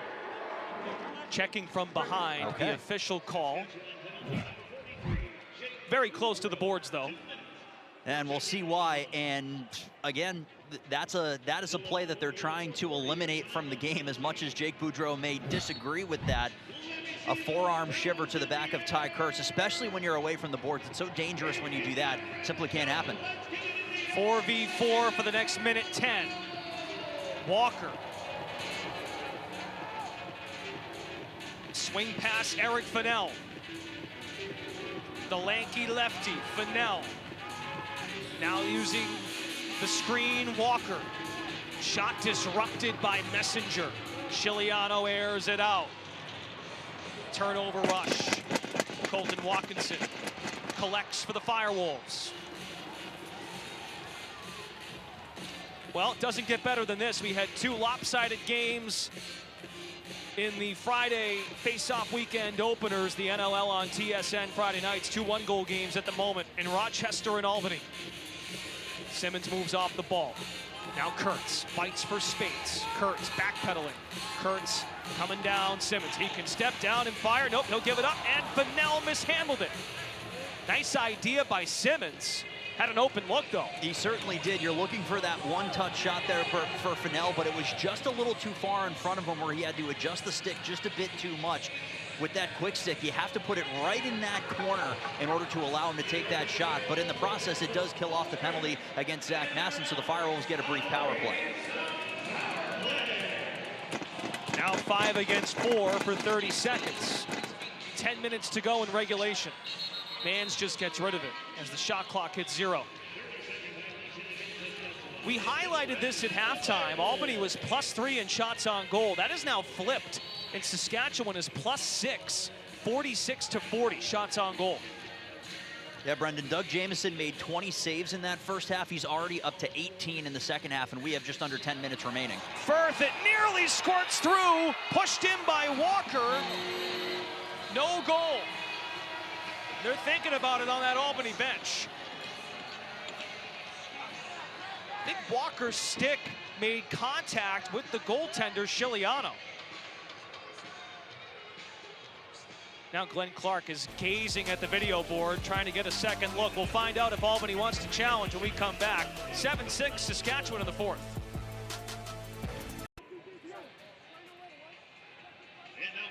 Welcome back to the MVP Arena in Albany, New York. The Firewolves trail the Saskatchewan Rush by 1, 7-6. Ethan Walker thought he put this one back, but his stick makes contact with Chiliano.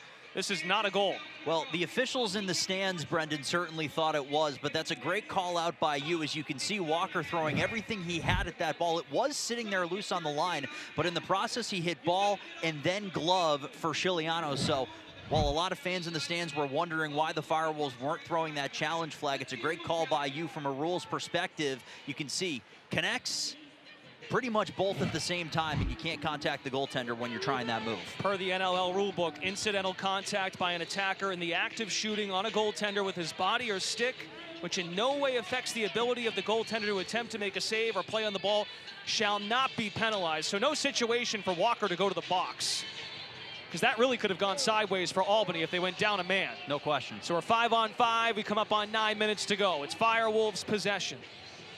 This team was in the finals last year. They've made some additions to their core.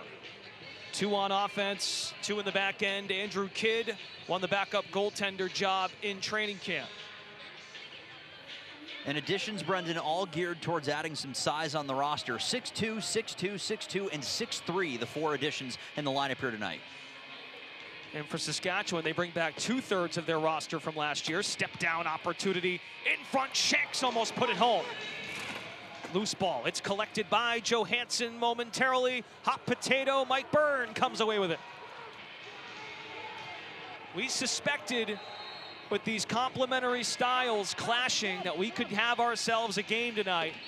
The Rush much improved, and Albany is no longer sneaking up on anybody. Saturday showcase here in Albany. 8:20 to play. 1-goal game. Mans on the move, looking for number 4. and nabbed by Wagner. Mid-season pickup last year. Wagner impressed in the postseason.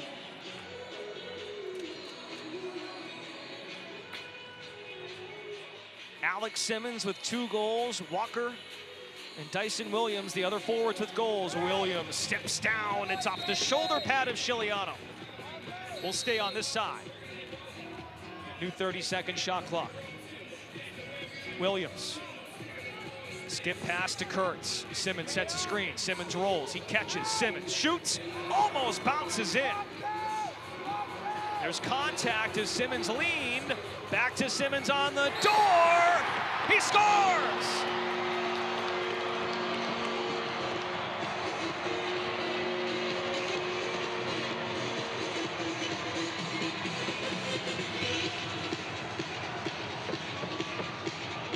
I was almost certain there was going to be a whistle that came out of all of that contact as Saskatchewan was looking to transition, but there wasn't. Alex Simmons finds the loose ball. He's able to get it down to Ty Kurtz, who had a lot of room to get open. Watch, he's calling for it, or pardon me, that went the other way. He's able to get up in the air and fire it over Siciliano. That was Simmons again, scoring in a very similar way we saw him score a few moments ago. We're tied up again. Now surpassed 100 career points. Challenge flag, that was quite the toss. We didn't see who threw it. I missed it, but we saw the laundry on the floor. Derek Keane and Jimmy Quinlan, co-head coaches. Life's most unanswerable question, still unanswered. Not a surprise, though, to see the challenge flag come out. That was a broken, congested play. There's Jimmy Quinlan, who was a co-head coach with Derek Keenan last year. Now the meeting of the minds from a coaching standpoint and from an official standpoint.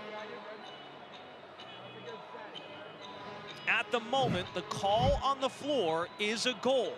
All right, so we'll start with the overhead view. Simmons is up in the air, and it fully clears the line before he lands, it appears.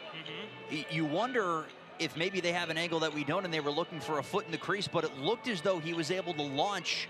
Watch, he launches off of his left foot, clear of the crease, shot there. Now, here's what I wonder. Are they looking at a potential connection between the stick of Simmons and the stick of Siciliano? And would we have another situation where there's incidental contact by the attacker, right? That's what I wonder here on that one, because you can see on that angle that Simmons' stick, as he's following through on that shot, does connect with the stick of Siciliano as he's trying to follow him to make that save. So it's either another example of incidental contact, as you called out there, Brendan, or there's something before all of that started in all of the chaos that we saw there in the offensive end that led to the turnover, that led to the chance. So it appears that it's one of those two things, and that's where our co-head coaches have landed on throwing their challenge flag at a very, very important juncture in this game, because if the goal stands, we're tied at 7 in a game that's been extremely even. Your shots are 45-42, but you can't help but be impressed, Brendan, with the way that Saskatchewan was able to settle themselves at the half and really find a new gear offensively that's allowed them to claw back in this game and really grab a lot of momentum along the way. Chaos here in face-off weekend. One other game going on tonight. Rochester, a 2-goal lead on Las Vegas in the third. Last night, NLL on TSN, Friday nights. Very exciting to see Ottawa with a franchise. Excellent crowd. They blasted Toronto 11-5, a game they had control of from start to finish. And Colorado down 6-1 at recess, outscored Vancouver 10-1 in the second half. Man, I want to talk about a message at halftime. I'd like to hear that one. Patrick Coyle, yes. Chris Williams, the crew chief, with Brandon Hesson, Josh Hiltz. Here's the call. After review, the ball crosses the goal line before the shooter touched down in the crease. We got a good goal. So just your standard review if the ball crossed the goal line before Simmons landed in the crease. Even at 7.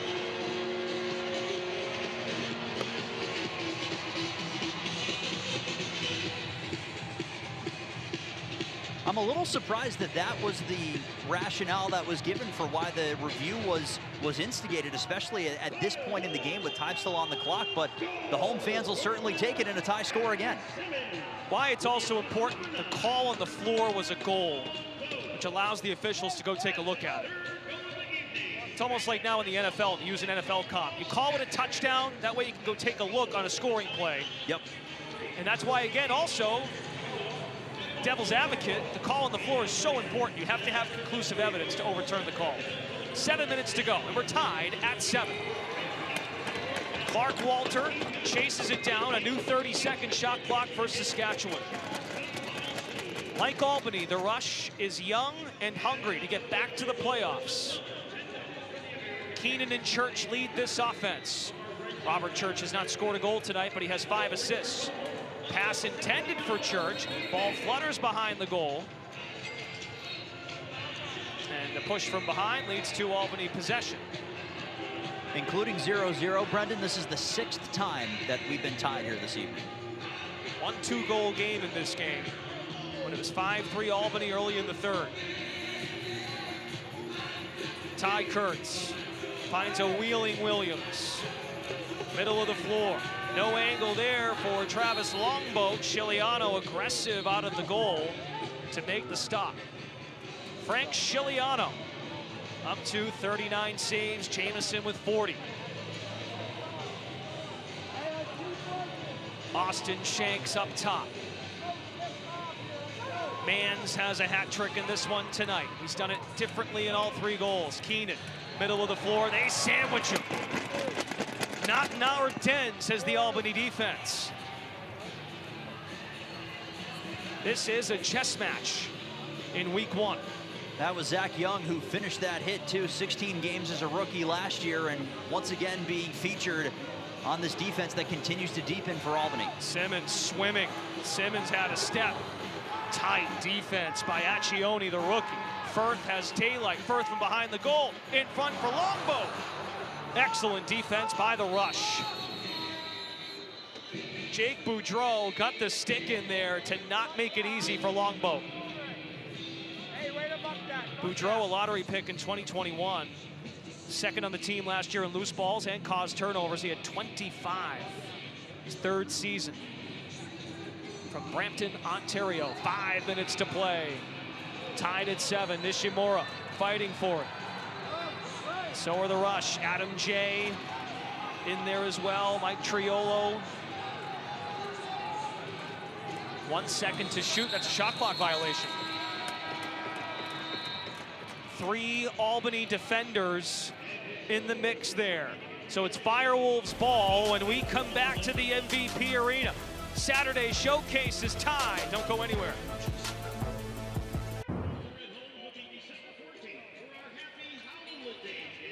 Very even game here in Albany. 4:46 to go. Saskatchewan 7, Albany 7. Both teams looking for a 1-0 start here in face-off weekend. Sask heads to the bye week next week. They'll play again on December 14th against Halifax. The Firewolves head to Toronto. 3rd meeting between the 2 franchises since Albany relocated from New England. Again, last year's game went to overtime. Right. Ethan Walker scored the game winner. Albany had a 4-goal lead, 10-6, going to the 4th. Sask rips off 4, ties it, and then Walker broke through. And of course, at the time, Albany, we didn't know what the season would look like for the Firewolves. They got off to a good start, 6-0, reached the finals. We know that now. But at the time, a young team that was learning how to close games. Now, in this scenario, they've all been there before. Yeah, no question, and I think that's why you see a game that, despite being similar in that it's tied, you kind of see a different pace, where that was a game of runs, as you talk about. Saskatchewan closed the gap and then tied the game. This game has had no gaps. There have been really no runs. It's back and forth from start to finish, and it's been a lot of fun to watch. Williams throws the ball away, picked off by Messenger. Numbers for Saskatchewan if it push.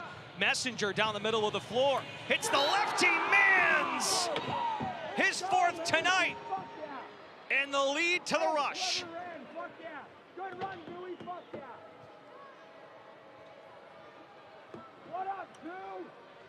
Well, Zach Mans has quite literally been everywhere on the offensive side of the floor for Saskatchewan, and this is his second goal in a row where he's come crashing into the picture on offense and scored in some form of transition. Messenger leads it, and then a quick crossing pattern there allows for Mans to get himself open as he was crossing with Brock Haley, who was setting a bit of a pick. It opens up the room to get the shot away, and he goes up and over the shoulder. Nardella, there was contact at the dot. The hand goes up. And we're going to get a penalty here on Saskatchewan, our 15th penalty overall of the night.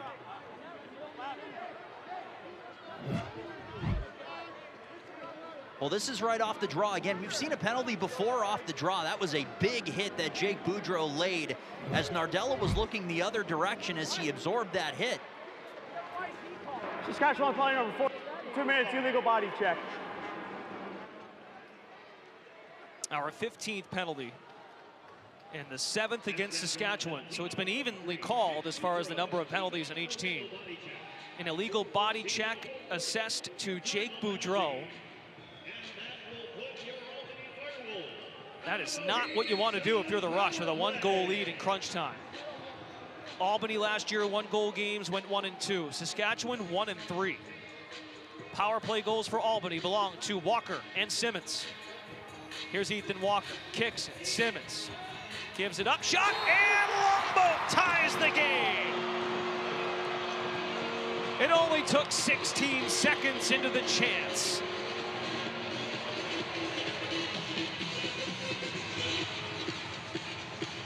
Three power play goals last season for Travis Longboat as part of a 25-goal campaign for a player that was an absolute revelation for this Albany Firewolves team on the right side, and such a great bit of offensive depth. Watch that. You have 3 offensive players that were lined up right next to each other. The pass surprised Longboat just a little bit, but watch, he picks his head up, realizes how much room he has between him and the next closest defender, which was Holden Garland, and a seeing eye shot ties this score once again. And boy, oh boy, that penalty off the faceoff looms large right now. Another crucial draw, 13th faceoff, one on the wing by the Rush. Naso has hung in there. He's had some help on the wing. Out the door, intended for Mans. I'm sure there's extra attention on Mans with his 4 goals tonight. You said it, redemption story, Travis Longboat. Tore his ACL 2 years ago, went into camp as another unknown. Could he fit for the full 18 games? And what a story indeed. Longboat before last year played in just 11 career games. Tied at 8, Albany ball. They can take this under 3 minutes. Firth crashing shot, Simmons. Reset for the Firewolves. Fennell on the floor, not Dyson Williams. They're moving without the ball. Step into one, Kirks looking for his first tonight. Save Chiliano. Loose ball pursuit. Longboat got his stick in there. Outlet to Hasek. Way to fucking work there. Now Tchaikovsky all over Hasek. Pass was intended for Mans, but Saskatchewan throws it away. That's the second straight trip down the floor where Saskatchewan has missed a pass right in that far corner. Albany looking to counter quickly. Nishimura into the offensive zone for the Firewolves. 8-8 at MVP Arena. Oh, nice body control by Kurtz. Had some freedom to shoot it. Kept over the timeline by Williams, but a 2-on-1 for the Rush, and they score! Jake Boudreau, he makes up for the penalty and gives the Rush a 1-goal lead again.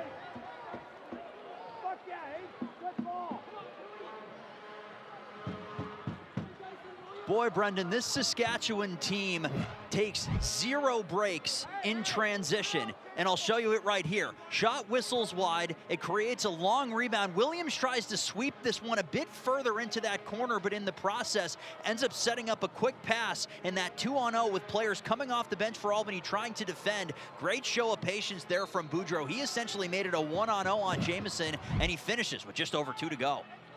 Boudreau scored 9 goals last year in 18 games. 2 minutes to play, fighting for possession. Johansson's got it. Will Johansson nearly ties it again. Loose ball to Wagner and the Firewolves. You wonder when Glenn Clark might want to take Jamison out of the goal to give the Firewolves a 6-on-5. Kurtz to Walker. Shot over the crossbar. Simmons, there's contact there as he chases down the ball in the rush zone. 1:20 to go. Jamison is ready to exit the floor. He will waltz to the bench. Firewolves go 6-on-5, down 1. Important note there, that shot hit off the stick of Chiliano, which is why that wasn't an over and back, and Albany gets the clock reset. Walker to Simmons, back to Walker. Ethan Walker, shielded. Excellent defense by the Rush. Walker with contact, draped all over him. Shot clock violation, 50 seconds to play. Jamison has to hurry. Messenger shoots, he missed the open net. He missed the open net. Messenger could have given them a 2-goal lead. Now the clock needs to be readjusted. Oh man, Mike Messenger wishes he had that one back. Wow, so he had a couple steps on Jamison. He's given everything he has to try to get back in the goal, but there's nothing there. Oh, goodness gracious, just didn't get the geometry on his side. It took a bounce off the active floor. Again, these players are playing an away game here in Albany. It's the first time for Saskatchewan that they've played here at MVP Arena since 2022, and only the second overall, so maybe it was a bounce that he wasn't expecting. I don't know, but boy, that's a huge, huge opportunity with 42 seconds to go now. Last year, Saskatchewan started 1-4, then they went 7-6 the rest of the way. They boasted the second best goal differential on the road last year. They have a bye next week, so they could pull this one off. They're celebrating for 2 weeks. As for the Firewolves, no time to rest. They visit Toronto next week. The Rock coming off that embarrassing loss to Ottawa yesterday. You figure the Rock will be dialed in, home opener after a tough defeat yesterday. Yeah, no question, and there was so much energy in that building out in Ottawa as well. You know, it was just, there was a lot that was riding on the side of the home squad in that one, but you're right, a veteran-laden group in Toronto, that's a motivating factor. 44.7 on the game clock with a full 30 seconds. So they've added a couple seconds to the game clock, 44.7 seconds, and a full 30-second shot clock for the Firewolves. Jamison's out of the goal. It's 6 against 5, and the Firewolves are in search of the equalizer. Ethan Walker scored the game winner in overtime in Saskatoon a year ago. Williams roaming around the screen. Kurtz fires. Who's got the possession? It's Albany ball, new 30. 30 seconds remaining in regulation. Jamison's out of the goal. Walker creeps. Kurtz attacking, surveying. Walker swinging. Williams to tie the game. Missed it wide. Kurtz has a rebound in front. No. Simmons with 15 seconds up top for Walker. Walker looking. Kurtz spins. Kurtz ties the score!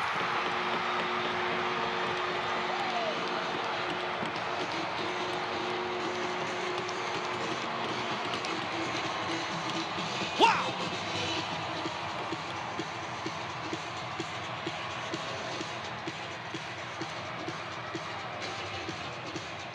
Well, that will certainly bring the fans to their feet here at MVP Arena and tie the score again. And this is individual skill at its finest for the first goal of the season from Ty Kurtz, a member of the all-rookie team a season ago.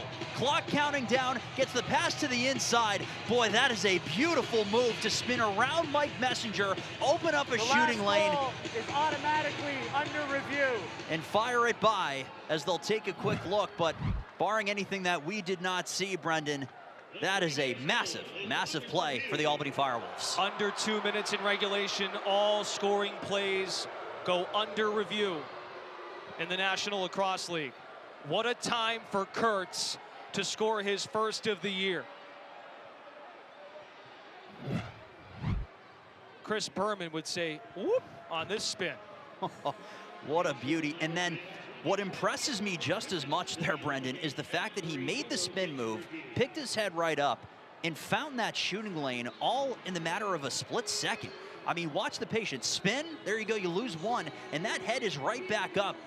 He shoots low, around the defender, used him as a screen, put it past Giuliano and in. I mean, from soup to nuts on that play for Ty Kurtz. Just an absolute beauty, and the fans responded in kind. Goal confirmed. Kurtz becomes the 7th different goal scorer for Albany.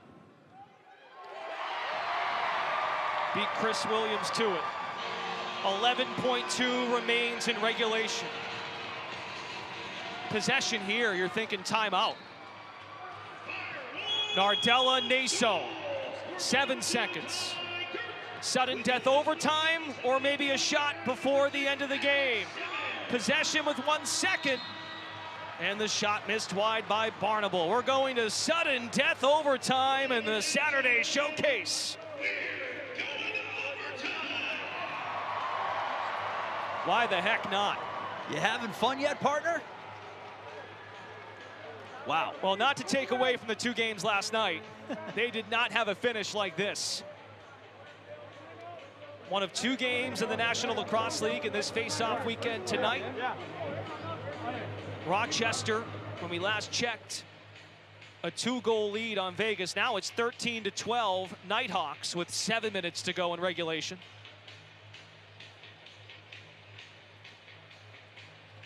And just as we saw last night, the first team to double-digit goals is going to win this lacrosse game.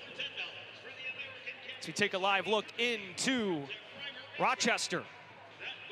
Nighthawks and Desert Dogs. Rochester, the 8th seed last year in the NLL playoffs. And they just took a 2-goal lead. It's a big-time finish. Rochester's offense stepping up, dealing with injuries in net once again. So another huge storyline coming out of this Rochester team. I think, you know, offense hasn't been the question for this group, and they snuck in as one of 5, 8, and 10 teams last year to make it into the playoffs, but they're kind of shuffling the deck once again on the back end. So certainly something to follow here in New York. One more look at the goal that proves to be the tire. One spin move for Ty Kurtz, resets himself immediately. No sense of panic in that shot for the Firewolves forward. And we are headed to overtime. 2nd straight time, Brendan, that these 2 teams have played each other, and we've gone past 4 quarters. That's right. New Year's Eve last year, Ethan Walker had the game winner, 11-10 in Saskatchewan. Firewolves shooting on the left, Rush on the right. 15th face-off win for Joe Nardella. Defense leaves the floor. Offense spills on for the Firewolves, looking for a home opening win after a finals run last year. Simmons makes the catch. Up top, Dyson Williams using deception, swings it to Kurtz with 7 seconds. Kurtz shoots, missed it wide. Rebound, no reset on the shot clock. Giuliano the save. Walker threw it right back on goal. No reset to the shot clock. That is the correct no call. Now it's the Rush turn. Mans with 4 of the team's 9 goals today. Crowd is dialed in at MVP Arena. Derek Keenan through the middle of the floor. It's loose. Watkinson leapfrogs to grab it. Hops for the Firewolves captain. Both defenses hold serve in our first minute of the extra period. We didn't get through a minute last year when these 2 teams played, but we have here. Saskatchewan in overtime went 0-2 last year. Albany 1-1. That one win against Saskatchewan. 10 seconds on the shot clock. Walker. That's Dyson Williams. Williams diving goal attempt. Giuliano makes the save. Saskatchewan is on it. Isaac Nju breaks the timeline. Nju's 3rd year from Maple Ridge, British Columbia. Clark Walter. Robert Church. Middle of the floor. Albany with the bottled up defense. Transition opportunity. Tchaikovsky for the win. Saves Giuliano. Again, next goal wins. It's sudden death. Firewolves come up with the loose ball. 2 minutes into overtime. Tchaikovsky's hobbling off. That's big in terms of getting your personnel on the floor correctly. Eventually to the bench, Fennell enters. Simmons Hits the break. Simmons to Fennell. Shoots. Giuliano, another stop. These two teams aren't giving an inch, Brendan. We've now seen 5 trips down the floor here in overtime in about 2.5 minutes. Nothing by the goaltenders. The expected pace, up and down nature, loose in front. Jamieson collects the ball. Johansson decides to waltz up the floor as the Rush substitute. So many weapons for both teams on their offenses. Travis Longboat, one of 7 goal scorers tonight, enters to Simmons, back to Longboat. There's a screen. Longboat works middle. Dyson Williams feeding. Kurt shoots, another save. Giuliano. That left shoulder pad has a dent in it. And Saskatchewan has been so good in this overtime period, finding these loose balls. Albany really hasn't gotten any clock resets to try to drain some time and drain the energy. Next goal wins in sudden death overtime. From up top, the trailer step down. Oh boy, Brock Haley probably wishes he had that one back. The officials say Rush keep possession. They get a new 30-second shot clock. Wow. Well, whoever goes down in this game, there will be some heartbreak in week 1 of 20+ weeks, 18-game season. Kazchuk defending the goal line extended. Masson comes up with the cause turnover. Nishimura bolts the other way. Most folks here at MVP Arena are standing. About 4 minutes into overtime. Next goal wins the game. Simmons takes his time. Simmons with the swim move, spin move. Simmons sandwiched by 2 members of the Rush. Down he goes. Albany must hustle to substitute. That's a great switch on defense. Hasek, who has possession right now, as soon as Simmons got by, 2 defenders for the Rush were on him quickly. He was never able to get that second arm free to get it back on the stick to get a shot away there, Brendan. Shot missed wide. Second chance, step down Keenan, he shoots. Jamieson, it nearly trickles in. Oh my goodness. They're gonna take a look at this. Did the ball cross the goal line? From a bird's eye view, that was Jamieson, post, Jamieson out. But we'll take a look at the replay. This is Ryan Keenan. He's able to step down, get the shot. There it is, rolling, rolling, post, down, off of Jamieson's stick. Wow. And cleared, and then covered. And that's Byrne and Jamieson between the 2 of them. So you could see the English on the ball. After it went off the post, it went down, but then stopped. Quick look at it, here we go. This was a quick look. Why the call on the floor is instrumental. The ball does not completely cross the goal line. We had no goal. And that's a great note by Chris Williams, who's just gonna go there. The ball has to completely cross the goal line. A sigh of relief for these Albany fans. It's a game of inches, man. Wow. And a new life for Albany. Not only the stop, but they get possession. Sudden death OT. Simmons has a pair of goals tonight. Alex Simmons, the reigning offensive rookie of the year. He's going to the crib. Simmons saves Giuliano. There's your reset, Brendan. New 30-second shot clock. Kurtz somehow got out of the way. Pardon me, Longboat got out of the way. Kurtz with the ball. Simmons took a hit, setting a screen. Goal line extended, Ethan Walker. Walker shoots, missed it. Hasek gobbles it up. 5+ minutes into sudden death overtime.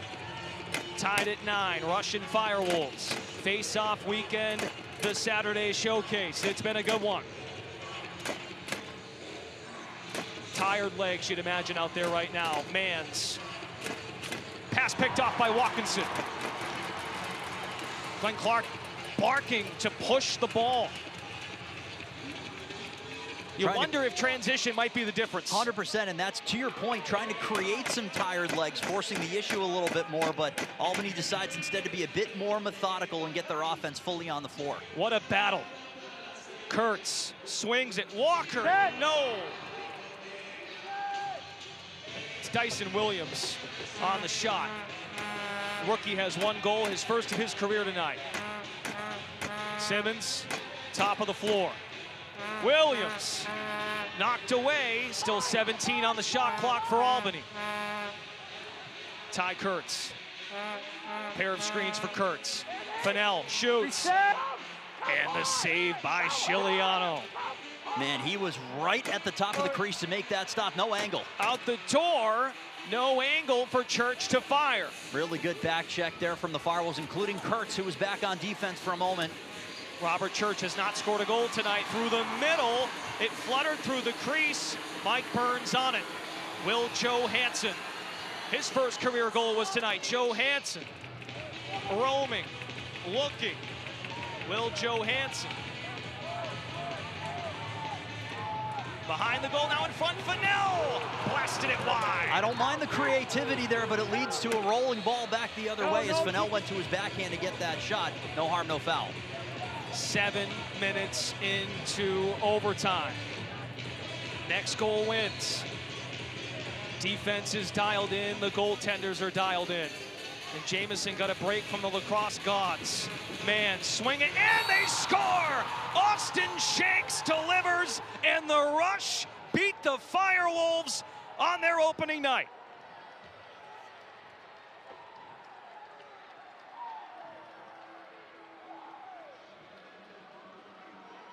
What a battle! Boy, I tell you, that one was a game in an overtime period for the ages. Took less than a minute for Ethan Walker to score in overtime when these teams met last year. We get almost to the halfway point of the overtime period before Saskatchewan finds the back of the net to win this game by a score of 10-9, and a battle, Brendan, that had, I think in total, just one multi-goal lead when all was said and done, as you called out that 5-3 lead for the Firewolves on the Johansson goal earlier in this game. It was back and forth the entire way, and it ends up coming on a goal where Saskatchewan catches Albany just a bit out of position defensively, and they were able to get a shot on Doug Jamison before Albany was completely set. So they're into their set, controlled at the top, and it's on the stick and off there from Austin Shanks just before he draws the defender. Quick pass, picks are set. Watkinson gets a stick in the lane, but there's enough room to get that shot away for Shanks from the flank. And he fires it by Doug Jamison and in. This one had pretty much everything you could ask for, and I know it's week 1 of the season. We're just starting this thing in the NLL this year. Certainly did not feel like a week 1 game. Second goal of the night for Austin Shanks. Frank Scigliano stops 49 Albany shots. He played out of his mind. And now the Rush get to enjoy this one for 2 weeks. They are on a bye next week. Albany heads to Toronto next Saturday. Saskatchewan last year in 1-goal games went 1-3. They went 0-2 in overtime games. Learning ways to win these tight battles down the stretch. And the Rush get there, 10-9. Ashley Miller is down on the floor with the man who scored the game-winning goal, Austin Shanks. The game-winning goal in a game that felt like it had everything. Austin, how tired are legs 7 minutes into a sudden death overtime? Not at all. You want to win that game. You have so much adrenaline. There's no getting tired in those games. Those are the fun ones. That's why we play. How about that goal? What is the feeling when you see that thing go in, especially after the back and forth? That was for Skiggs and our defense. You know, they played so hard. They kept us in that. That was a back and forth game. You know, we earned that one. We played 60 minutes plus, and that was good for the team. Austin, this was a team last year that struggled in 1-goal games. To have this be the result in the season opener, what does that do for a team's confidence, just knowing, yes, we can? We knew it. We knew it from the start of the season, you know. Guys like Hossack tonight, he was incredible. He was so good. Skiggs made so many saves. This was a team effort. And, to get that confidence, make that first win, that's big. It's big. It's a good team there. Austin, enjoy the week off. Thank you. Cheers. Austin Shanks, free agent acquisition of Saskatchewan in the offseason. Had a career year in assists with the Halifax Thunderbirds.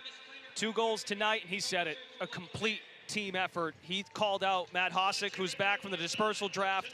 7 loose balls and caused turnover, 49 saves for Chiliano. Yeah, how about that answer there to Ashley on that, every question. There was no me in that entire interview. It was we, and I think everybody on the roster got a shout out. So you added a very talented player this offseason in Austin Shanks in terms of what he can do generating offense. We saw that on that game-winning goal, but clearly there's a player in that locker room that's bringing a lot in a team that's looking to build that culture of a playoff team and a playoff contender that we saw in the years past. So impressive from start to finish and a true battle on our hands. So that concludes our Saturday showcase here in Albany. The final score, the Saskatchewan Rush 10, the Albany Firewolves 9. This one required overtime. For Ashley Miller, Dan Ball, and our entire crew, I'm Brendan Glasheen. This has been a presentation of the National Lacrosse League in association with Freedom Broadcast Studios. NLL action continues tomorrow, ESPN2. Philly visits San Diego at 6 Eastern. Thank you for watching. Good night from Albany.